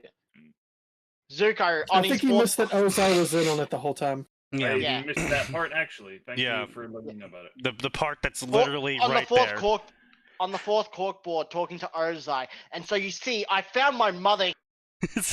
I've known all along who it is now. That's just like, I found my mother. Panic. Which means I know the Avatar was here at this. I knew it all along. That's why you want her to take over the Fire Nation. Ozai pained noises. Finally, it just hits Ozai's mind. Oh god, which side of the family did this come from? Oh god, he's retarded. Well, it could have come from either side of the family. Ozai looking at his entire family. Iroh point against ours.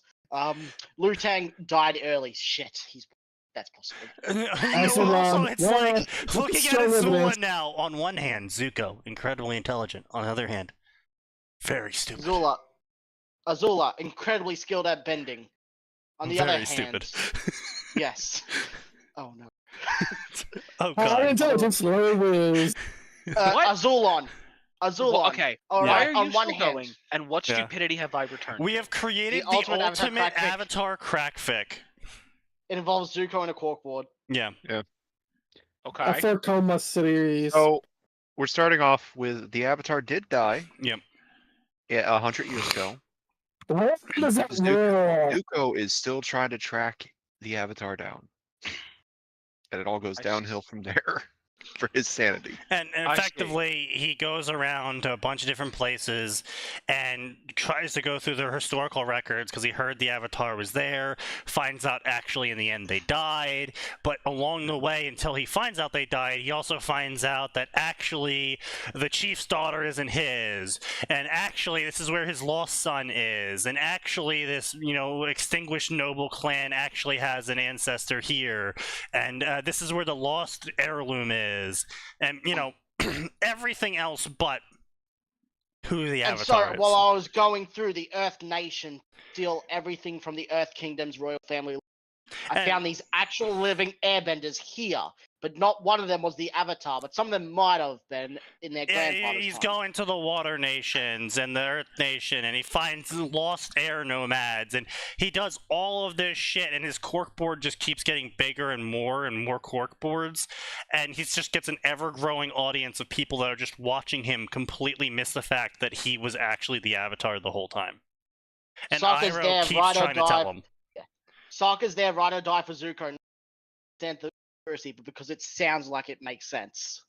Yeah, exactly. That's amazing, and I love it. Exactly.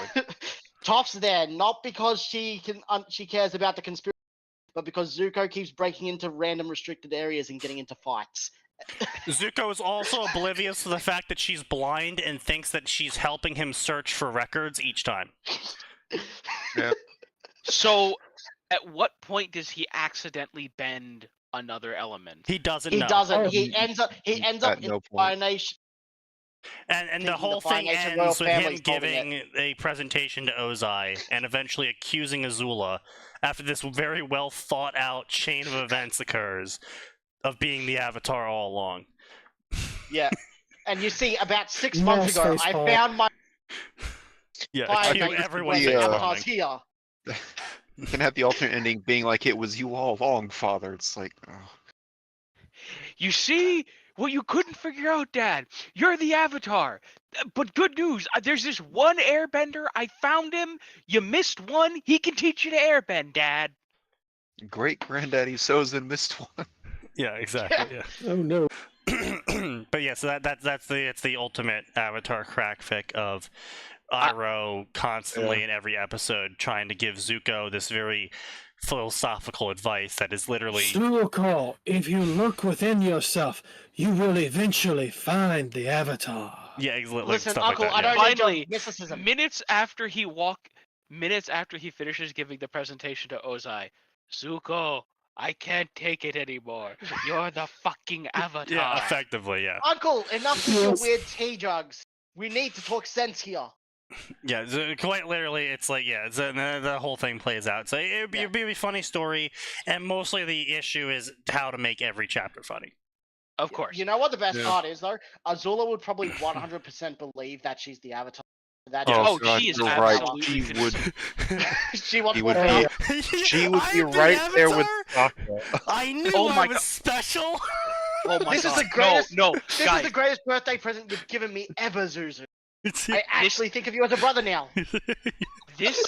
Here's the thing. You can absolutely, instead of Azula constantly losing to Katara and Zuko being what drives her batty, it can be her absolute inability to access the Avatar powers that drives her crazy. No, because if there's one thing Azula could not face, it was failing. Well, The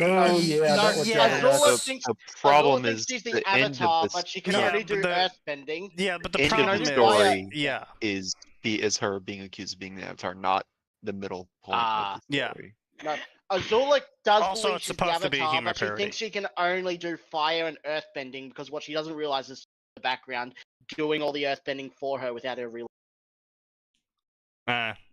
Okay, no, hang on. You could set this up in the last, handful of chapters. We're in a fight, suddenly the earth moves because Toph's helping in the fight, and it's like, that's odd. And at the president's like, I knew it. I noticed it in a few fights ago. You confirmed it, Zuko. Yeah, that's okay. Yeah, you could do that. Yeah. I suppose. Yeah. Mm. Alternatively, she has a Phoenix retinue. has a pretty good idea, actually.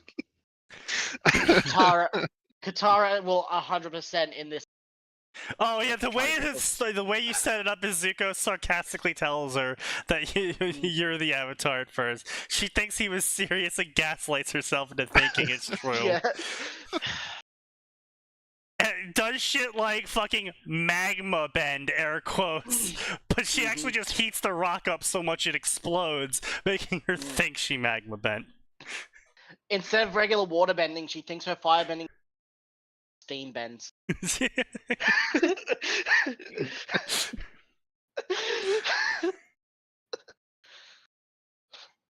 Later on, Zuko's like, oh shit, she might actually be, what the fuck? I finally have concrete proof. It's the Avatar. I knew it. Oh my god. I found concrete proof. I just had to find my mother for a third time. Away from. Yeah, Zuko. That's the other joke. Is Zuko constantly finding things and people that should absolutely not be found? I asked the spirit lion turtle. You asked the who? The spirit lion turtle. Keep up, Dad. He gave me directions to the ancient lost civilization of the Fire Nation. The what? What? Also, and then at Washi Tong's temple. What? I spoke to the last two dragons. You did what? What? And Face Still Co was surprisingly helpful. Well, I don't know why he was. I even found a bear once, like a Just a bear. A koala bear? A platypus bear? No, just a bear. Just a bear. It really threw me off for a while. I thought that was evidence of the Avatar, but turns out for a second I thought breeding. that bear. For a second I thought that bear was the Avatar because it was just so unique. But and I'm still not 100% sure it isn't. I could have sworn the bear earthbent once, but couldn't confirm it. It may have been earthbending. It may have just been throwing a massive shit at me. I'm not sure. Don't worry, I assume your new identity will be virtually impossible to find you. Zuko's absurdly powerful luck. Shalom.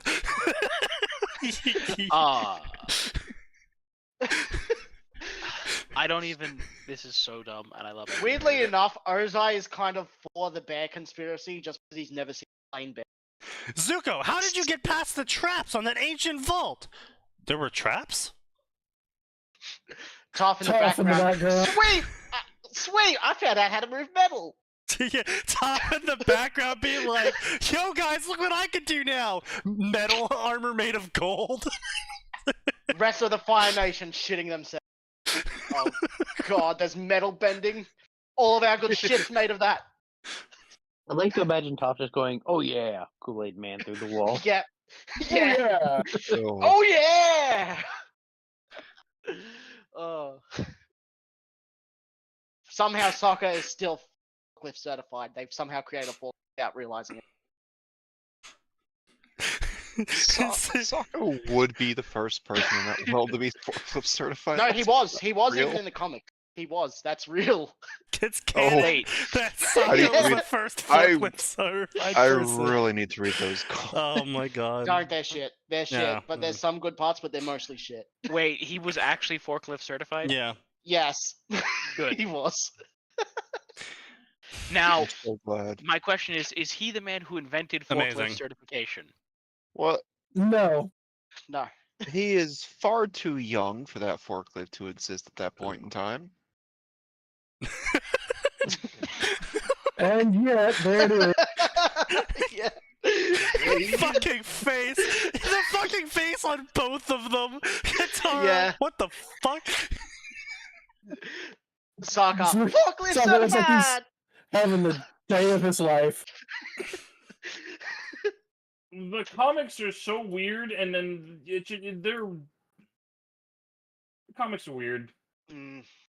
Yes. How would he handle the Dai Li? What are you talking about? They all Ninja's fell for the best serum. conspiracy. They all fell for the conspiracy, and they keep sports for him.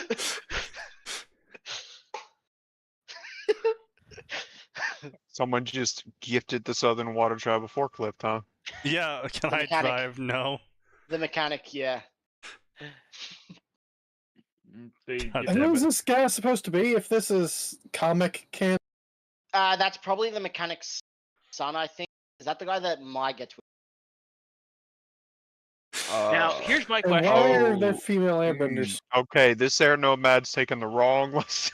No, that's definitely the right lesson. No, Those are the right so in the, Okay, in listen. the comics, there were surviving air nomads. I mean, they're bossing nomads. player That base. makes sense to me. I know that there are surviving nomads. It's one of those things where, like, on the one hand, that makes more sense for there to be a handful that lived on. On the other hand, it kind of ruins some of the narrative impact just slightly on the world at large. You know what the best part is? it's time for- Apparently they're all hidden in bossing. If I remember correctly. Zuko, it's time for you to look deep inside yourself and ask a very important question. What would you do if you were the Avatar?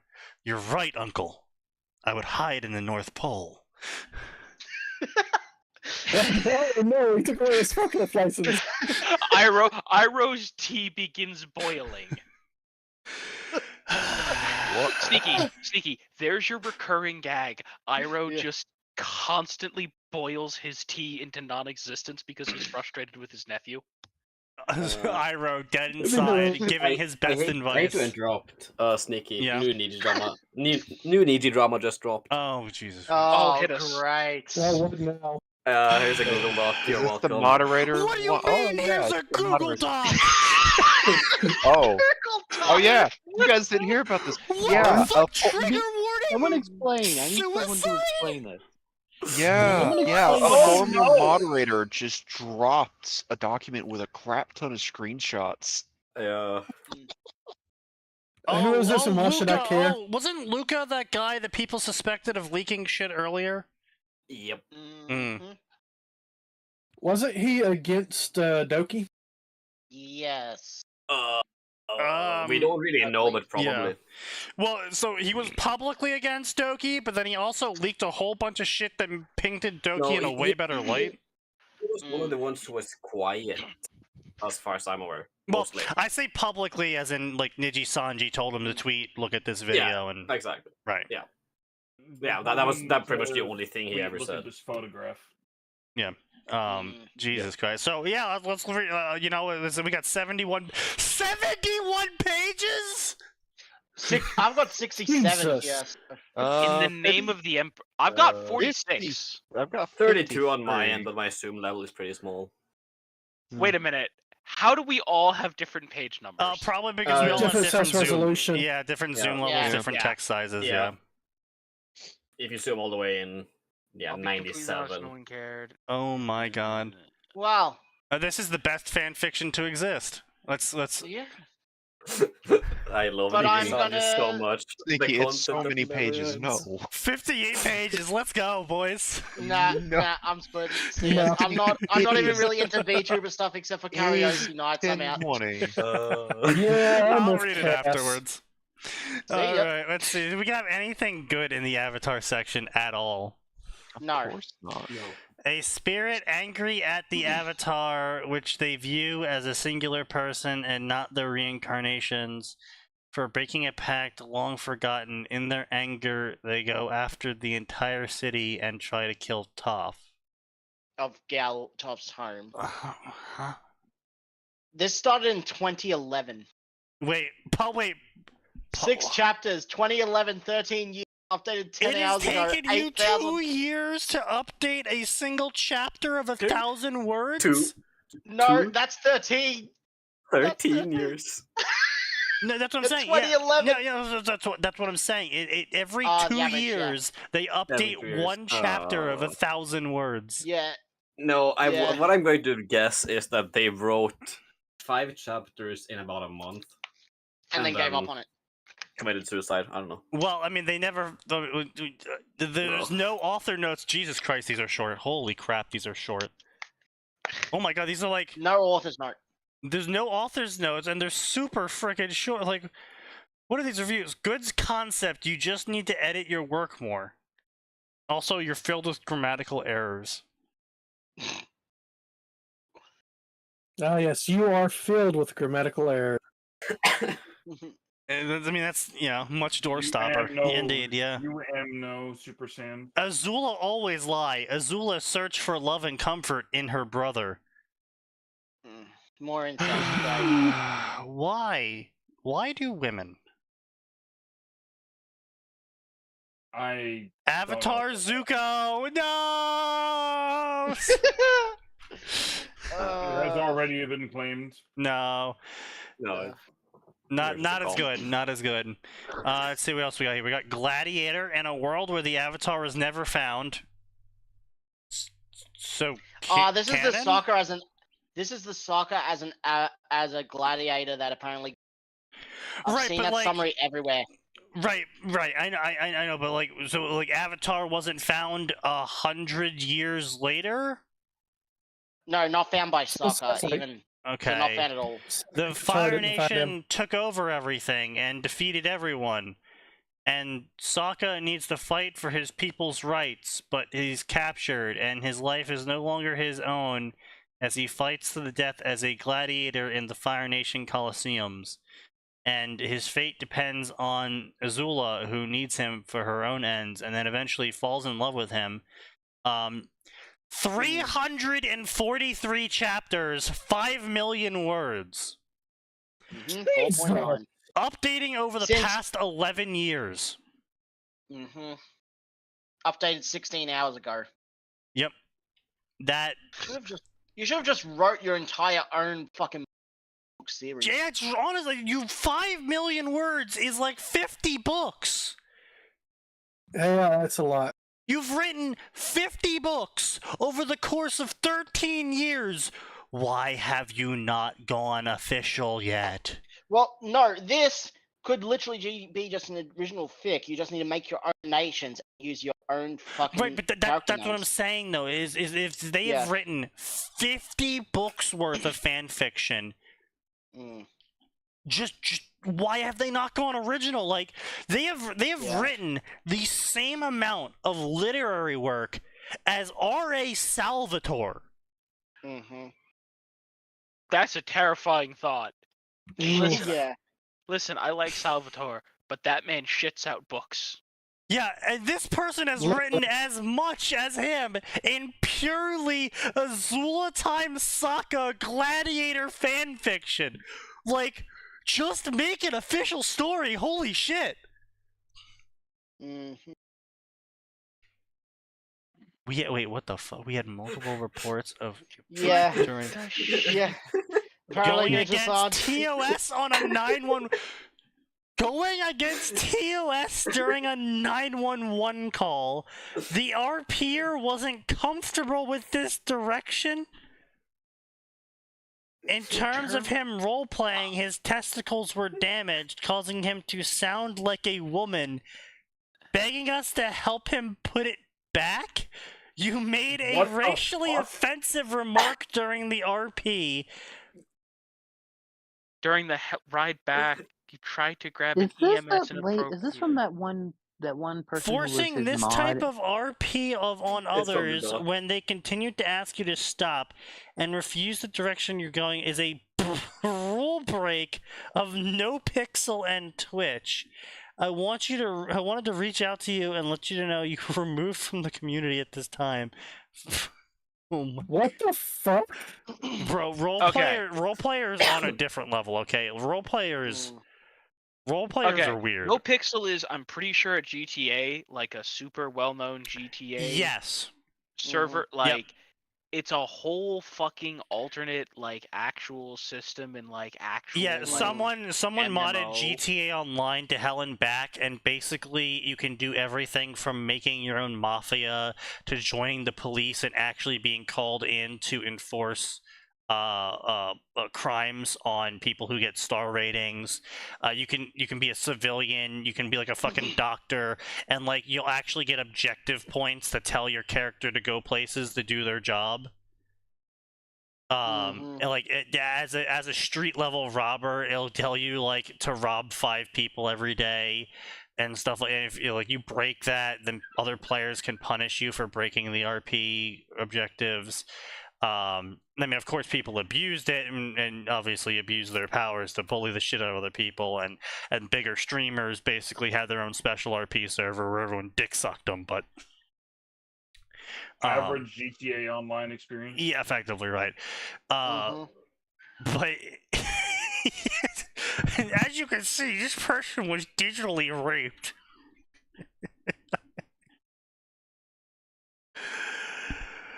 Oh, God, I don't. Okay, I'm gonna say it. The only thing weirder than reading porn is role-playing porn digitally. Yep. Well, okay. With people who aren't your significant other. Nah. Well, that's like, okay, sexting is like, if you're doing it as like a cheeky sort of like, oh, I'm gonna do this to you, that's one thing. You're flirting, yes. But yeah, you're flirting. But if you're like texting to your significant other, the text-based RP actions you do, and they text back more RP actions, and then you guys start having text-based sex, that's weird again. There's subverting expectations, and then there's this bullshit. Yeah, 100%. Thank you. Exactly. You're welcome. Yeah, I just find it very weird for people to generally be like, yeah, I'm going to imagine having sex with your character, and then you have to imagine having sex with my character, and then we'll try and like align our imaginations of our characters having sex with each other, and just like, why? Okay, but why though? Yeah. A phone sex is just as strange. It's not mutual masturbation, because most of the phone sex really is. No, you're just calling someone to fucking do that. I mean, unless you're calling your significant other, then it's just flirting again. But like, well, that's what I'm talking about, is calling your significant other and you're both, having fun together on the phone, listening to each other. Right, but then you aren't really like, unless you're like separated because you're on a fucking like an assignment or something and it makes you on a separate continent or some shit. Like then it would be masturbation. But if you're just fucking sitting there being like sexual comments to your significant other because you're out picking up groceries and you're in the car right now and you just want to kind of flirt with them, like that's not masturbation. But yeah, that's flirting. That's not phone sex. What I'm talking about is like back in the early 2000s, before. Right, but that's like a hotline. That's like a phone sex hotline. That's not masturbation. Well, no, this was. I'd call my girlfriend and we'd do things like that. Okay, well, you're weird. Well, no, she. No, you're weird. No, you're weird.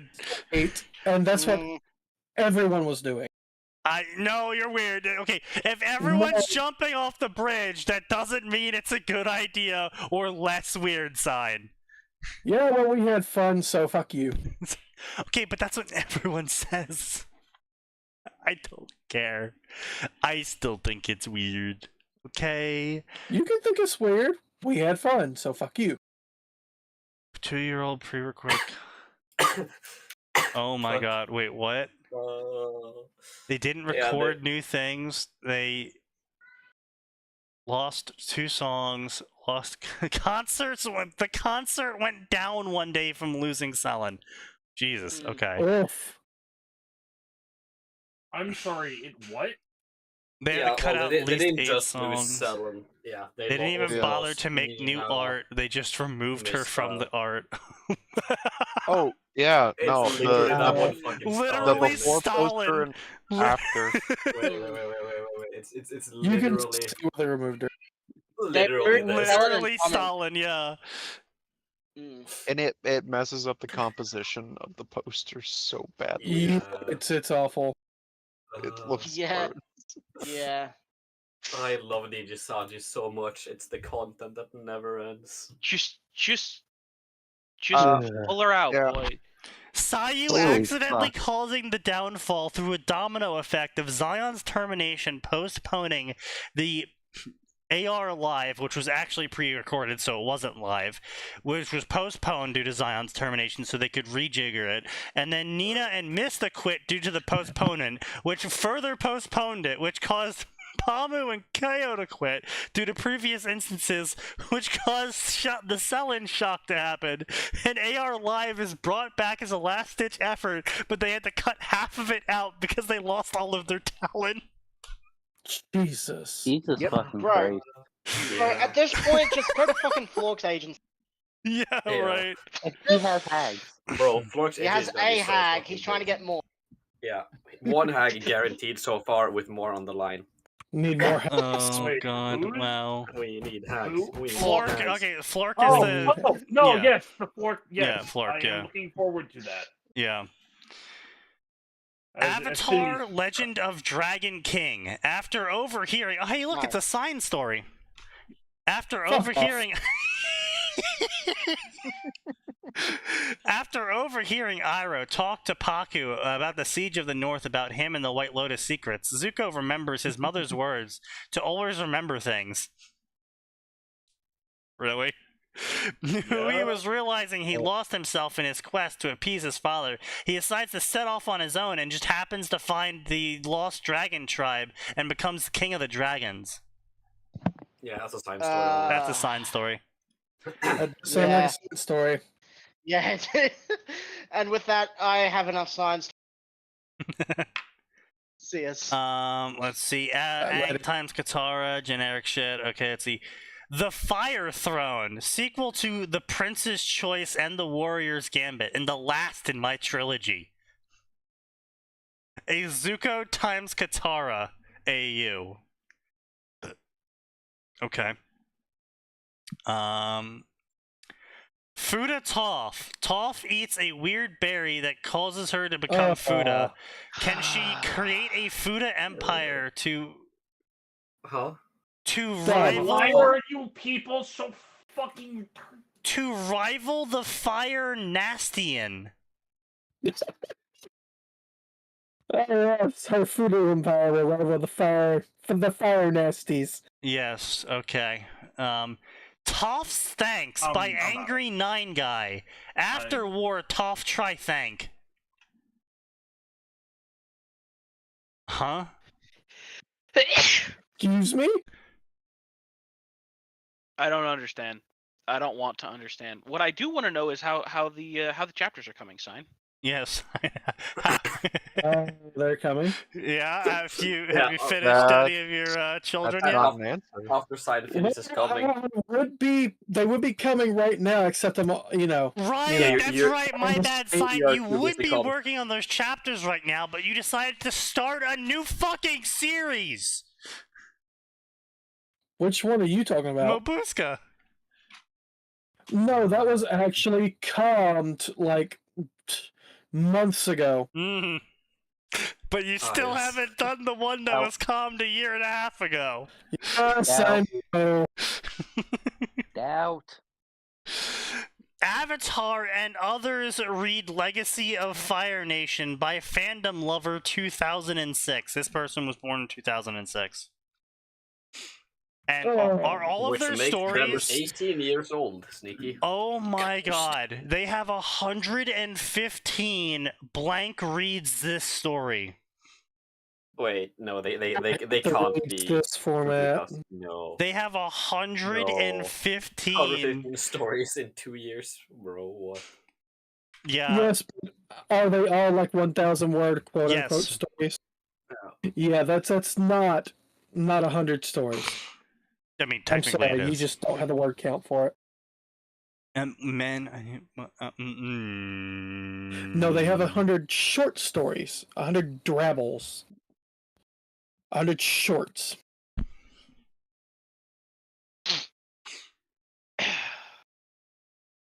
Oh no, it got worse. Yep, yeah, hey, look, you can never say that I don't make good on my promise for every podcast stream to be worse.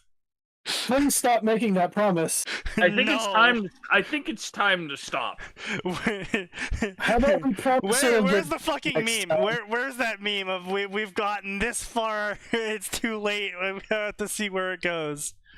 Yeah, hang on. I know where it is. It's on. It's scroll up in a. I mean, I fucking got it in my fucking yeah. Yeah, my reaction section. I believe it's in here. Maybe no, not. Yeah, here we go. Yeah, there's a point that's where not what I'm thinking of. not the original, however approved. Yeah, there was a point where we needed to stop, and it was clearly past. But let's keep going and see what happens. Yes, that one works. Accepted. Yeah, that was a long time ago. That was like episode 100. We should have stopped that. But hey, we're here now. It's episode 850, boys. Woo! Yeah, no, but their entire section is just blank watches, blank reads. They're all like thousands words long. They never get past like 3 chapters. I I guess they work at Valve. Literally I'm not even shitting you. Every single one is 3 chapters long. Every single one is 3 chapters long. 3.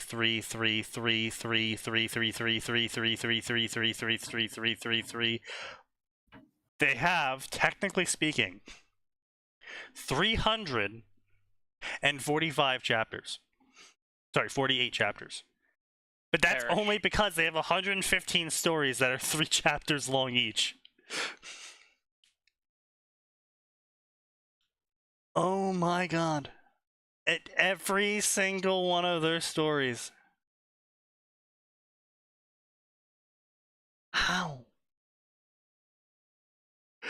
Like, the wildest part is they don't even have the stories their characters read favorited to show they like those stories. Are any of these even good? The watch the show fix? No, they're all terrible. Every single last one of them is terrible. It's not never a an single original one thought. of those has ever been good in the history of them ever being made. Yeah. It's incredibly stupid. Anyone who writes them is stupid and should feel bad. MST3K was good, but the MST3K format is awful, especially when it's the character from this series does the but MST3K hang on a minute. thing. You're missing something critical. There's a couple critical things, actually. One, MST3K has a pre-planned script, and everything they watched was chosen months ahead of time of filming. Yes. Number 2, MST3K is a film project. Just like there's 1,001 visual gags in anime that do not fucking work when you write them out, you shit-ass hack authors. MST3K doesn't work if you try to do it in, a book. Written format? In any other medium? Yeah. You can, and maybe you could, live stream it, but, You mean like what we're You doing can right live now? stream it, Oh, No, but here's the thing. Even then, honestly, having it pre-recorded is probably still better. Oh, no, I mean, obviously, in terms of quality level, this podcast would be far better if we sat here, pre-recorded everything, pre-scripted everything, went through, found the best fan fictions to cover. Obviously, it would be superior. However, that doesn't mean we don't have great jibs, jabs, and jobs on live stream. The problem is that when you try and translate that to written format, well, you're literally scripting it. So it's like if someone tried to do the MST3K theme and pre-scripted everything, but then the jokes weren't funny. It's like you literally aren't saying this in the heat of the moment. You're not coming up with the jokes on the spot. You have every chance to make sure it's funny, and you fucked up. And so It's a stream. Yeah, well, obviously you can't say that on stream, but again, but that's that's my point though. Is that's funny, but you come up with it on the spot. It's a lot harder in the podcast format, obviously, and it's why I never really tried to push the association farther than just the general idea. And so it's just like, when you are writing it out, you can absolutely be good with it. It is, to a point, possible. The issue, however, is that it is effectively doubling the length, because when you are doing Mystery Science Theater or fanfiction theater here, we are making fun of it as it goes. And so it's, I mean, with us, we go on side tangents and we pause quite often. But Mystery Science Theater, specifically because they're not reading written words, they're watching crappy shows, they're reacting to it, air quotes, live, right? So you're getting the commentary as the content is playing, right? And that compresses it. But when you are doing a written format, you have to first read the content, and then you have to read the reaction to the content, and then you have to read the next part of the content, and then you have to read the next reaction to the content, and you definitely lose out there. And so basically, you have very little currency to start with. You have a very little tolerance range. You have to be super fucking funny every single time you have a reaction. You have to be on point every single time, or you're going to lose everyone. And nobody can do that. No, yeah, no one can do that. That's completely unrealistic to ask for, because half the time the characters themselves that you have to use to do the reactions with aren't fucking funny. And it's like, fucking, Katara at the start of Avatar is an absolute hard-ass, unfunny bitch. And you have to somehow squeeze blood out of a rock by making her react in an amusing way that doesn't become repetitive and unfunny to her watching Avatar. If you were going to do a Watch as Avatar series, it would be Toph, Ero, and Aang watch Avatar. Well, the main problem there would be Toph would be able to watch it. Exactly! Man, this part is really cool. I'm glad we're seeing this. Toph, aren't you blind? Yes! Exactly. Everyone else starts laughing. Toph starts laughing. Everyone stops laughing. Toph stops laughing. So what are we laughing at? The jokes write themselves. No, listen. Here's the best part of that joke. Sokka is forced to provide closed captioning at all times. Oh no, Sokka does her closed captioning. Luca would there's livers dating each. Oh my god, why? So I actually was watching. Okay, side tangent because Jesus Christ, jeez. Life advice time, right? Quick life advice time. Oh god. Don't date your coworkers. Mostly the words you want are don't shit where you eat. Yeah, that's also true. Yeah. I mean, generally, don't date your coworkers. Don't shit on your manager to your coworkers who you aren't 100% sure don't also hate that manager. If you are sure, then do it. Like, even if you are sure, there's a chance they'll just tell the manager anyway. Right, of course, but I mean, obviously, if you you have to test the waters. Like, if your manager says something and you look at each other and you both roll your eyes, you're like, okay, good. We both know that he's full of shit, and we can talk shit about him together. But if you roll your eyes and they sneer at you, probably shouldn't start complaining about the managers. But that's how I watched one of my coworkers get fired recently, actually, because he just started shit talking our manager to another team who was who liked the manager. No, they that team does things a little bit differently than we do, and they are in a constant Zoom call with everyone on the team. Oh no! Including that team's manager. Oh no! Yeah. As far as to why, it's because they only do 2 jobs a day, and they're a bunch of lazy shit asses, so they justify being at work for the whole 8 hours by doing shit like watching movies through the Zoom connection.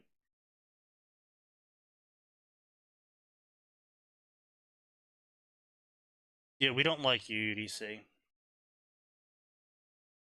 No, really. Yeah.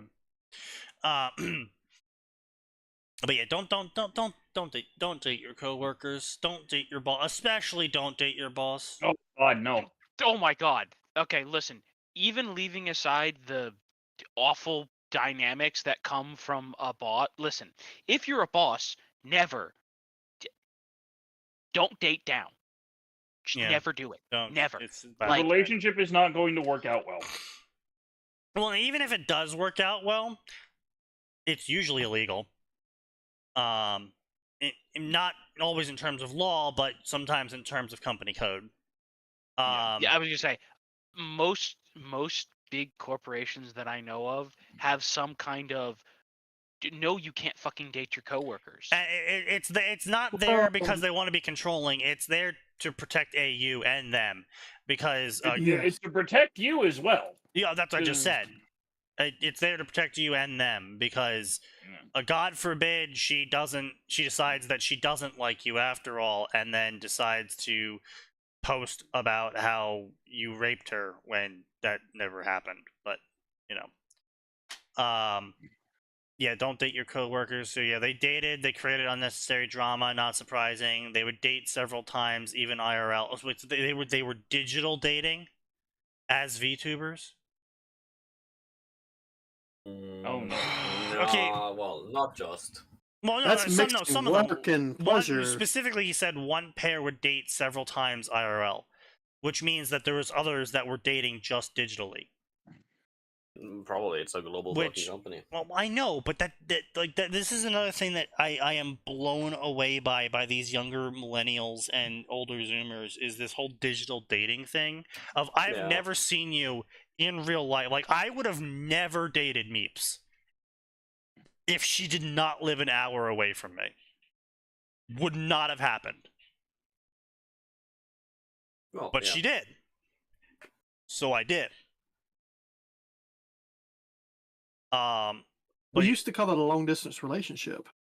Okay, but long distance relationship is I knew them IRL and we hooked up, and then we separated because I went to fucking college or on a job, and then we tried to stick together through a long distance relationship, occasionally meeting up IRL. This is purely I only know them as Corrupt Atin, and we have never seen each other's faces besides maybe an occasional video call. We might know where the other lives, we might not. Like, that's not dating. That's role-playing at that point. That's role-playing with extra steps. Yeah, that's role-playing with extra steps. That's parasocial dating, actually. There we go. That's parasocial dating. Literally. And it's just like, no relationship ever works out when you do that, because you are literally writing a fan fiction. It is literally a fan fiction relationship. You don't actually know the other person besides what they tell you. So, like, you might never talk to their mother, their brothers, their sisters, their dads, their friends. You might never see anyone they ever know. And so if they say, my dad beats me, they're the only source. So they might feed you an entirely fictional background. And you would never be able to know until they slip up. Well, to caveat that, long distance relationships in general just don't fucking work. Don't do it. Well, if someone suggests it, or if it comes up, just dump them politely, on friendly terms, but let it go. I mean, there was one long distance relationship that actually did work, and that was for my brother. And this girl stayed fucking so loyal. She was with him for 8 years. And your brother fucked it up? And then my stepbrother decided to dump her because she wanted to go to school in Pittsburgh to be a doctor. And he didn't want to leave his mommy. Oh, your brother's a dumbass. Damn! Yeah. I don't know who screwed it up worse, your brother or mine. Yeah, and then he immediately, a week later, picked up like a C-rated copy of her. Oh no. And she was an absolute bitch, major cunt, just absolutely a terrible person. But she looked well, not exactly, like, if you squinted, she looked like his original girlfriend. Wow, that's just shitty. And obviously they broke up very quickly as well. Well, yeah, because she was the definition of a rebound. Yeah. Like, listen, that's the kind of thing, I do have a policy of, if you've gotten out of a relationship in the last year, I just want to see one picture of the ex, just one. Right. Oh yeah, Right. that does remind Yeah. me. The fucking do you remember I told you about this, Sneaky? My co-admin on Parrot server. Oh yeah, dated one of Parrot's admins, and he's got a piss fetish. No. So well, Parrot had a online girlfriend for a bit. In the fall. It's just again. What do you mean a bit? Like a couple of months. It was never really. Jesus. Yeah, no, this is a very deep rabbit hole. I don't want to get into it. It's almost 4 a.m. That's the best time for a deep rabbit hole. What are you talking about? True. However, anyway, so she broke up with Parrot about a month and a half ish later. She gets together with one of Parrot's admins, or the other of Parrot's admins, who is known as one of the most insufferable people I have ever encountered. Like, just the most neurotic, self-victimizing, but also savior complex piece of shit person you could ever imagine. And then he actively he used his quote-unquote medical issues as suicidal state. Yeah. As a shield to any criticism. Of course, yep. While Classic. also insulting everybody else. Oh yeah, it's a classic, yep. Being passive aggressive constantly. I still remember that one guy that showed up on this server and was like, "I have autism, you can't yell at me." Yeah, like imagine that, but then Parrot Court blew up. Yeah. You know, big funny. Yeah. About 3 weeks goes by, I get a DM from his now former girlfriend. They broke up. And she told me, like, one of the reasons why they broke up was because he had a piss fetish. Right. Yeah. The other reason is because, well, the trigger incident was that he got jealous because she sent him a music video and said one of the actors in this video is cute. And it was like a twink, pretty much. Just, and he got so jealous that they broke up over it. What? So that's my most recent experience with e-daters. It's fucking hilarious. Yeah, it's just like, I'm sorry, but, you know, humans aren't meant to not see the person that they are going to be in a relationship with. It's if you don't see the people that you are, like, this is not even just romance, right? Like, this is literally anyone. Friendships, anything. If you're not either in constant contact, friendships can be maintained through constant contact, even if it's digitally. Yeah. But if you aren't physically touching your romantic partner, you split. You literally chemically split from them. Yep. On the other side of the equation, humans weren't meant to live in communities of more than about 100, where, say for instance, women or men who are single have all the fucking choices in the world and can just go through one after another. Somehow VTubers, Twitch slots, and OnlyFans models are swimming in cash. Yeah, attention and romance are entirely different things. Like, these people are in a parasocial relationship. They are existing in a section of their lives that they are literally in the same position as a schizophrenic. in terms of believing that they somehow have a connection to someone, or they believe that the money they're giving to someone will make the person realize that they were the true boyfriend all along, or any other sort of delusional rationale the person comes up with to excuse why they devote their entire existence to watching every single second of this VTuber or buying every single picture of the OnlyFans model. It's a completely different thing. It's all about attention and crushes. Also, to be clear, it's coming. It's that's a symptom. Like, the fact that they're that fucking lonely is a symptom. It's a symptom, yeah, indeed. It's a symptom. Like, they're yeah. pursuing OnlyFans models not because, like, they're that not because it's like, yes, this is truly what I desire, but it's because it's a way for them to pay for a connection that they otherwise wouldn't get. And part of that is because we've criminalized sex work, which has just made it dangerous for the people doing the sex work. Well, I mean, it's not. Well, look, it's not just that. I mean, even if they could pay for a prostitute in the area they live in, that doesn't change the fact. Because again, you have people who pay for prostitutes and they fall in love with the prostitute and they think the prostitute will somehow reciprocate because they keep paying for the prostitute and the prostitute keeps showing up, which means they must love them. No. I mean, this literally happens with prostitutes as well. It's not...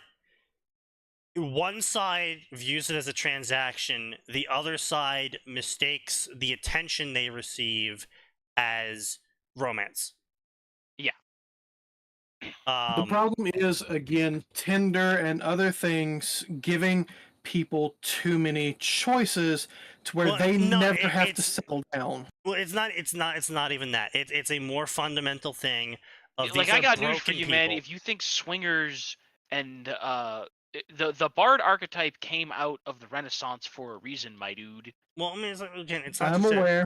It's not even just that. It's literally these people are broken people who don't know how to socialize properly because either they weren't able to when they were younger, or they were taught wrong when they were younger, or they have some sort of mental issue that they refused to grow out of, like the fucking autistic person who only wants to talk about trains. They're 40 years old now, but all they want to do is talk about trains, and no one wants to listen to them talk about trains anymore because when they were a kid, it was kind of cute that the kid wanted to talk about trains, but now they're a 40-year-old, sweaty, thick beard, fedora-wearing man, and they smell funky because they haven't taken a shower in 3 days because they really wanted to watch that train video, and they couldn't watch the train video and take a shower at the same time, so they just watch the train video each time, and all they want to talk about is trains, and they don't understand how to interact with other people. And social media and dating apps and things like that exacerbate it a lot. Because you can go onto Facebook and find the Train Fucker Anonymous group and just talk about trains with this very select group of people that also just want to talk about trains. And so they never figure out how they're supposed to interact with anyone else. And then they realize at some point in time in their life that they have a whole bunch of money and they don't have a relationship of a romantic value, and so they go online and they find porn, and then they find someone that makes porn, and then they give that person a bunch of money, and then they make a bunch of porn for them, and their poor deluded monkey brain goes, I have a bunch of porn of this person and they gave it to me, that means they like me. Which again comes back to what I was saying with communities, people being used to communities being smaller, and with it being too large, i.e. because of the internet, it breaks their brains. They can't adapt. I would say it's a failure of society. It's not a failure of the human condition, it's a failure of society, where previously society was the regulating factor, where if someone said, I want to fuck a train, society would turn around and go, you're weird, don't fuck trains, stop that. And eventually they would get societal pressure to stop fucking trains. And instead, now they can go online and find a community that would accept them for train fucking. Well, not just that, but they're told, oh no, it's okay that you want to fuck trains. That's normal. You can be a trainee all you like. we won't judge you for it. No one's allowed to judge you, and if they do, it's trainophobia. Well, it is, yes, it does reach that point now, but even without that, we would still be having issues like this. Even if you didn't have a group going around trying to scam people out of money to protect minorities of mentally ill people, and I'm talking about train fuckers here, just to be clear.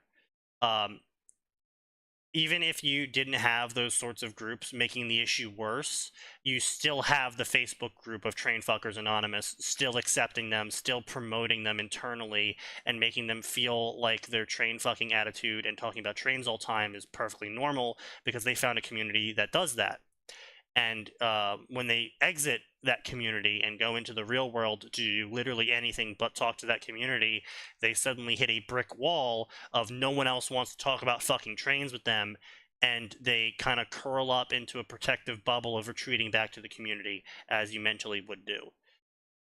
And the worst part is, I will say this, it's because it's almost all purely text-based online communities that part of this problem exists, because, like, listen, I'm not going to pretend it's not cringy as fuck.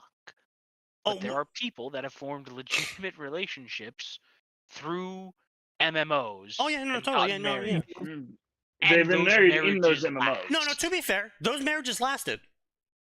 Because they also found, like, see, the thing, though, is that some of those marriages actually lasted, specifically because they would play, like, 11 years together.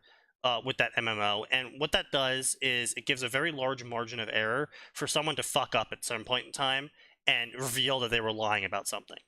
And if you do an activity with someone for 11 years and it turns out they never fuck up and you both have massively shared interests and they like all the things you like and, you know, like, literally you are just the perfect couple, it just works because effectively, it is the equivalent of what a small community used to do in a sociological standpoint of if you grew up in a community of 50 to 100 people, the girl you would have access to would have the same opinions as you and the same hobbies as you and the same general lifestyle as you because you both grew up in the same geographical area doing the same things such as fishing because fish and farming were the only ways you could get food. So if you didn't like fishing and you didn't like farming, you kind of died.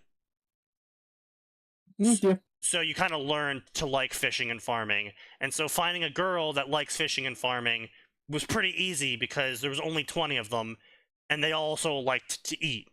So... You like food? I like food too. Let's go get food together. Go fishing, go hunting. Yeah, so like back in the day, it was very easy because the community would self-enforce its beliefs and values, and this would cause all of the opposite sex in the community to have very similar beliefs, values, and enjoyments as the opposite sex in that community. So it was very easy to pair together because you liked doing mostly the same things. Like, sure, yeah, like maybe you liked making clay shit and I liked farming more, but you still understood why farming was good and I still understood why making clay shit was good. Pottery, man, you gotta put... It helps if you put your farming shit in your jars. We call that canning and preservation. Indeed. But if parents did their job, society would need to step in. Parents are part of society. No shit. It's parents' failure is society's failure. It's the equivalent. It takes a village for a reason. Is a real statement for a real reason. I've heard people say like bullying is part of that like social way to make you stop being the way you are. No, it's not. It is not. So the problem is that, again, this goes down to the social community thing, is that if you are a group in a 100-person village and there is 15 classmates of the next generation, right?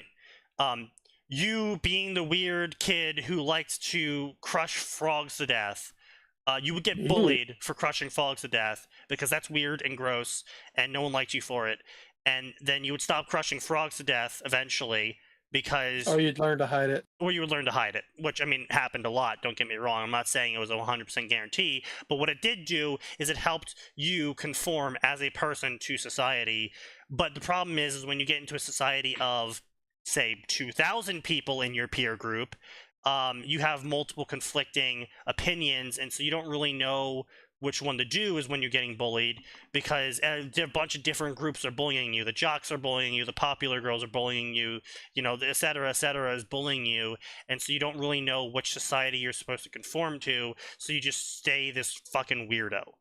And so that's why bullying fails. Good night, gamers. You're also here's the thing. Maybe at some point there was, I hate to say this phrase, constructive bullying. Maybe that existed. But you know what? But now it's simply become the issue of, well, I have terrible parents and right, but my again, home life is terrible. The other problem there is, again, like I said, the community's got too large, and so instead of parents being held responsible for their children's actions and holding their children responsible for their parents' actions, and because those parents know those parents, everyone knows each other, which means that, you know, the bullying would self-regulate effectively, in that the bullying went too far, and now my kid has a broken bone. I, in this community of 100 people who also all know each other, can now hold your kid and you responsible for not teaching your kid how to not break someone's bones, right? And this is an effective societal shaming method. But if you are in a enclosed group community of 3,000 people, and your kid breaks the bone of some other kid from a different community of also 3,000 people, and the only way you even know this person is because they showed up to the parent-teacher conference meeting when your kid broke their kid's bone, you don't care what that other parent's opinion is, and you don't care what their community's opinion is, because they aren't your community. And, well, I mean, here's the thing. It's gone so far beyond that, because... Well, it's just a constant escalation of broader and broader and broader mixing and mashing, and there's no solidified community to hold anyone accountable anymore. That's and then you intentional. Have groups, yes, I mean, obviously it's intentional. And then you also have groups running around fighting against it and trying to shatter it. And then you have the school. Again, another thing is that you have a lot of people that try and invent these fantasy worlds, effectively, in where their solution is the true solution and will fix all the problems. And so they have schools have these zero tolerance policies where the school doesn't even try and figure out why these two kids were fighting. It just punishes them both, which doesn't actually teach the kids anything. Besides, they just need to hide their fighting better or be more vicious to end it earlier. Yeah, or if you're going to get in trouble anyway, you may as well make it worth it. Exactly. Yeah. None of which is, as you said, none of which is the correct lesson. Like, it's both a complete lack of consequences. It's a complete lack of consequences until it becomes mildly serious, and then it's so completely blown out of proportion that, like you said, you might as well make it serious, right? Right. Has everyone here seen or at least heard about the poor young woman who got her head slammed 3 times into the fucking street? Yeah, and she's like a coma patient now. She's now a coma patient. Yeah. I thought she died. It was died, coma patient, and basically she's not doing shit anymore. As far as I know, she's still alive. She's just comatose, and at this point, the doctors are like, yeah, she's not gonna wake up, statistically. Yeah. So, yeah. Effectively dead. Right, but like, that school reportedly, those fights, not of that vicious nature, of course, but fights like that were completely common because the school just wasn't enforcing anything. And then, yeah, right. Yeah, it's constant escalation because, again, children will forever push boundaries. It's the purpose of children to push boundaries because it defines what society will accept. And if you let children eternally push boundaries and never push back on them, then society will evolve in such a way of pushing towards extremisms, because that's what humans do. But humans will always push towards extreme. You get adult children also if you, with a lot of those schools, if you start enforcing boundaries and enforcing punishment, suddenly people start crying islamophobia, well, I mean, discrimination. It's not even that. It's the school has to put a lot of effort into now enforcing it, and now they have to have teachers doing shit. Now the teachers are demanding extra payment. Get police involved. Or they get police involved, and now more people are complaining that, oh, my baby wouldn't do that. The police are just being mean to them. And like, look, okay, there was one whole black family at the school I went to. Okay, it was never a case of islamophobics. it was a case of my baby, it would never do that. You can't tell me that. We had way more fights than just a black family going on. Okay, we had at least one fight a day, and I saw the ambulance maybe 30 times. Like, shit happened at my school, okay, and it was always a case of, oh no, my precious baby would never do the things you're accusing of it. Why are you trying to take them in? And so it never got that bad at my school. And yes, we were a majority white school, but we also had a whole bunch of well, there's no way my kid did that. Your kid must be lying. And everyone else says my kid, who in reality is lying, is telling the truth. So your kid must have done it. Yeah. Of course, they believe the other asshole that started it. Well, I mean, it was a major problem in the school I moved out of when the kids tried to kill me. The problem was, yeah, you didn't know about that? Oh wait, he's told the story many times. We're not going over it. So anyway, the problem is the ringleader of that story. The ringleader of that whole scenario was very rich. His father was like some fucking oil baron from Saudi Arabia. And so he was so rich that the school didn't want to do anything to the kid because the father had a lot of fucking money. And so the kid basically got off scot-free despite saying, yes, I tried to kill him in a recorded meeting with like 20 adults there. Don't worry, I broke his nose at the end of the year.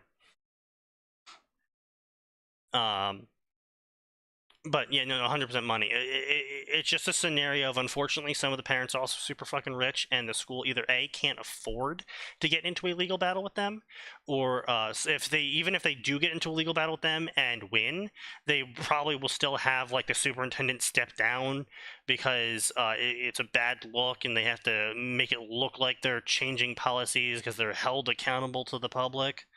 Like a whole bunch of different fucking things. It gets into the politics of the issue, and effectively, I mean, like, the problem is with my school again, is we had 5 different towns pouring their kids into one giant school because we just didn't have enough kids to run a public school for that area, for just one town each. So we just had 5 towns pour their kids in to one school. So it was just very fractured, a very fractured community. No one was held responsible to anyone else.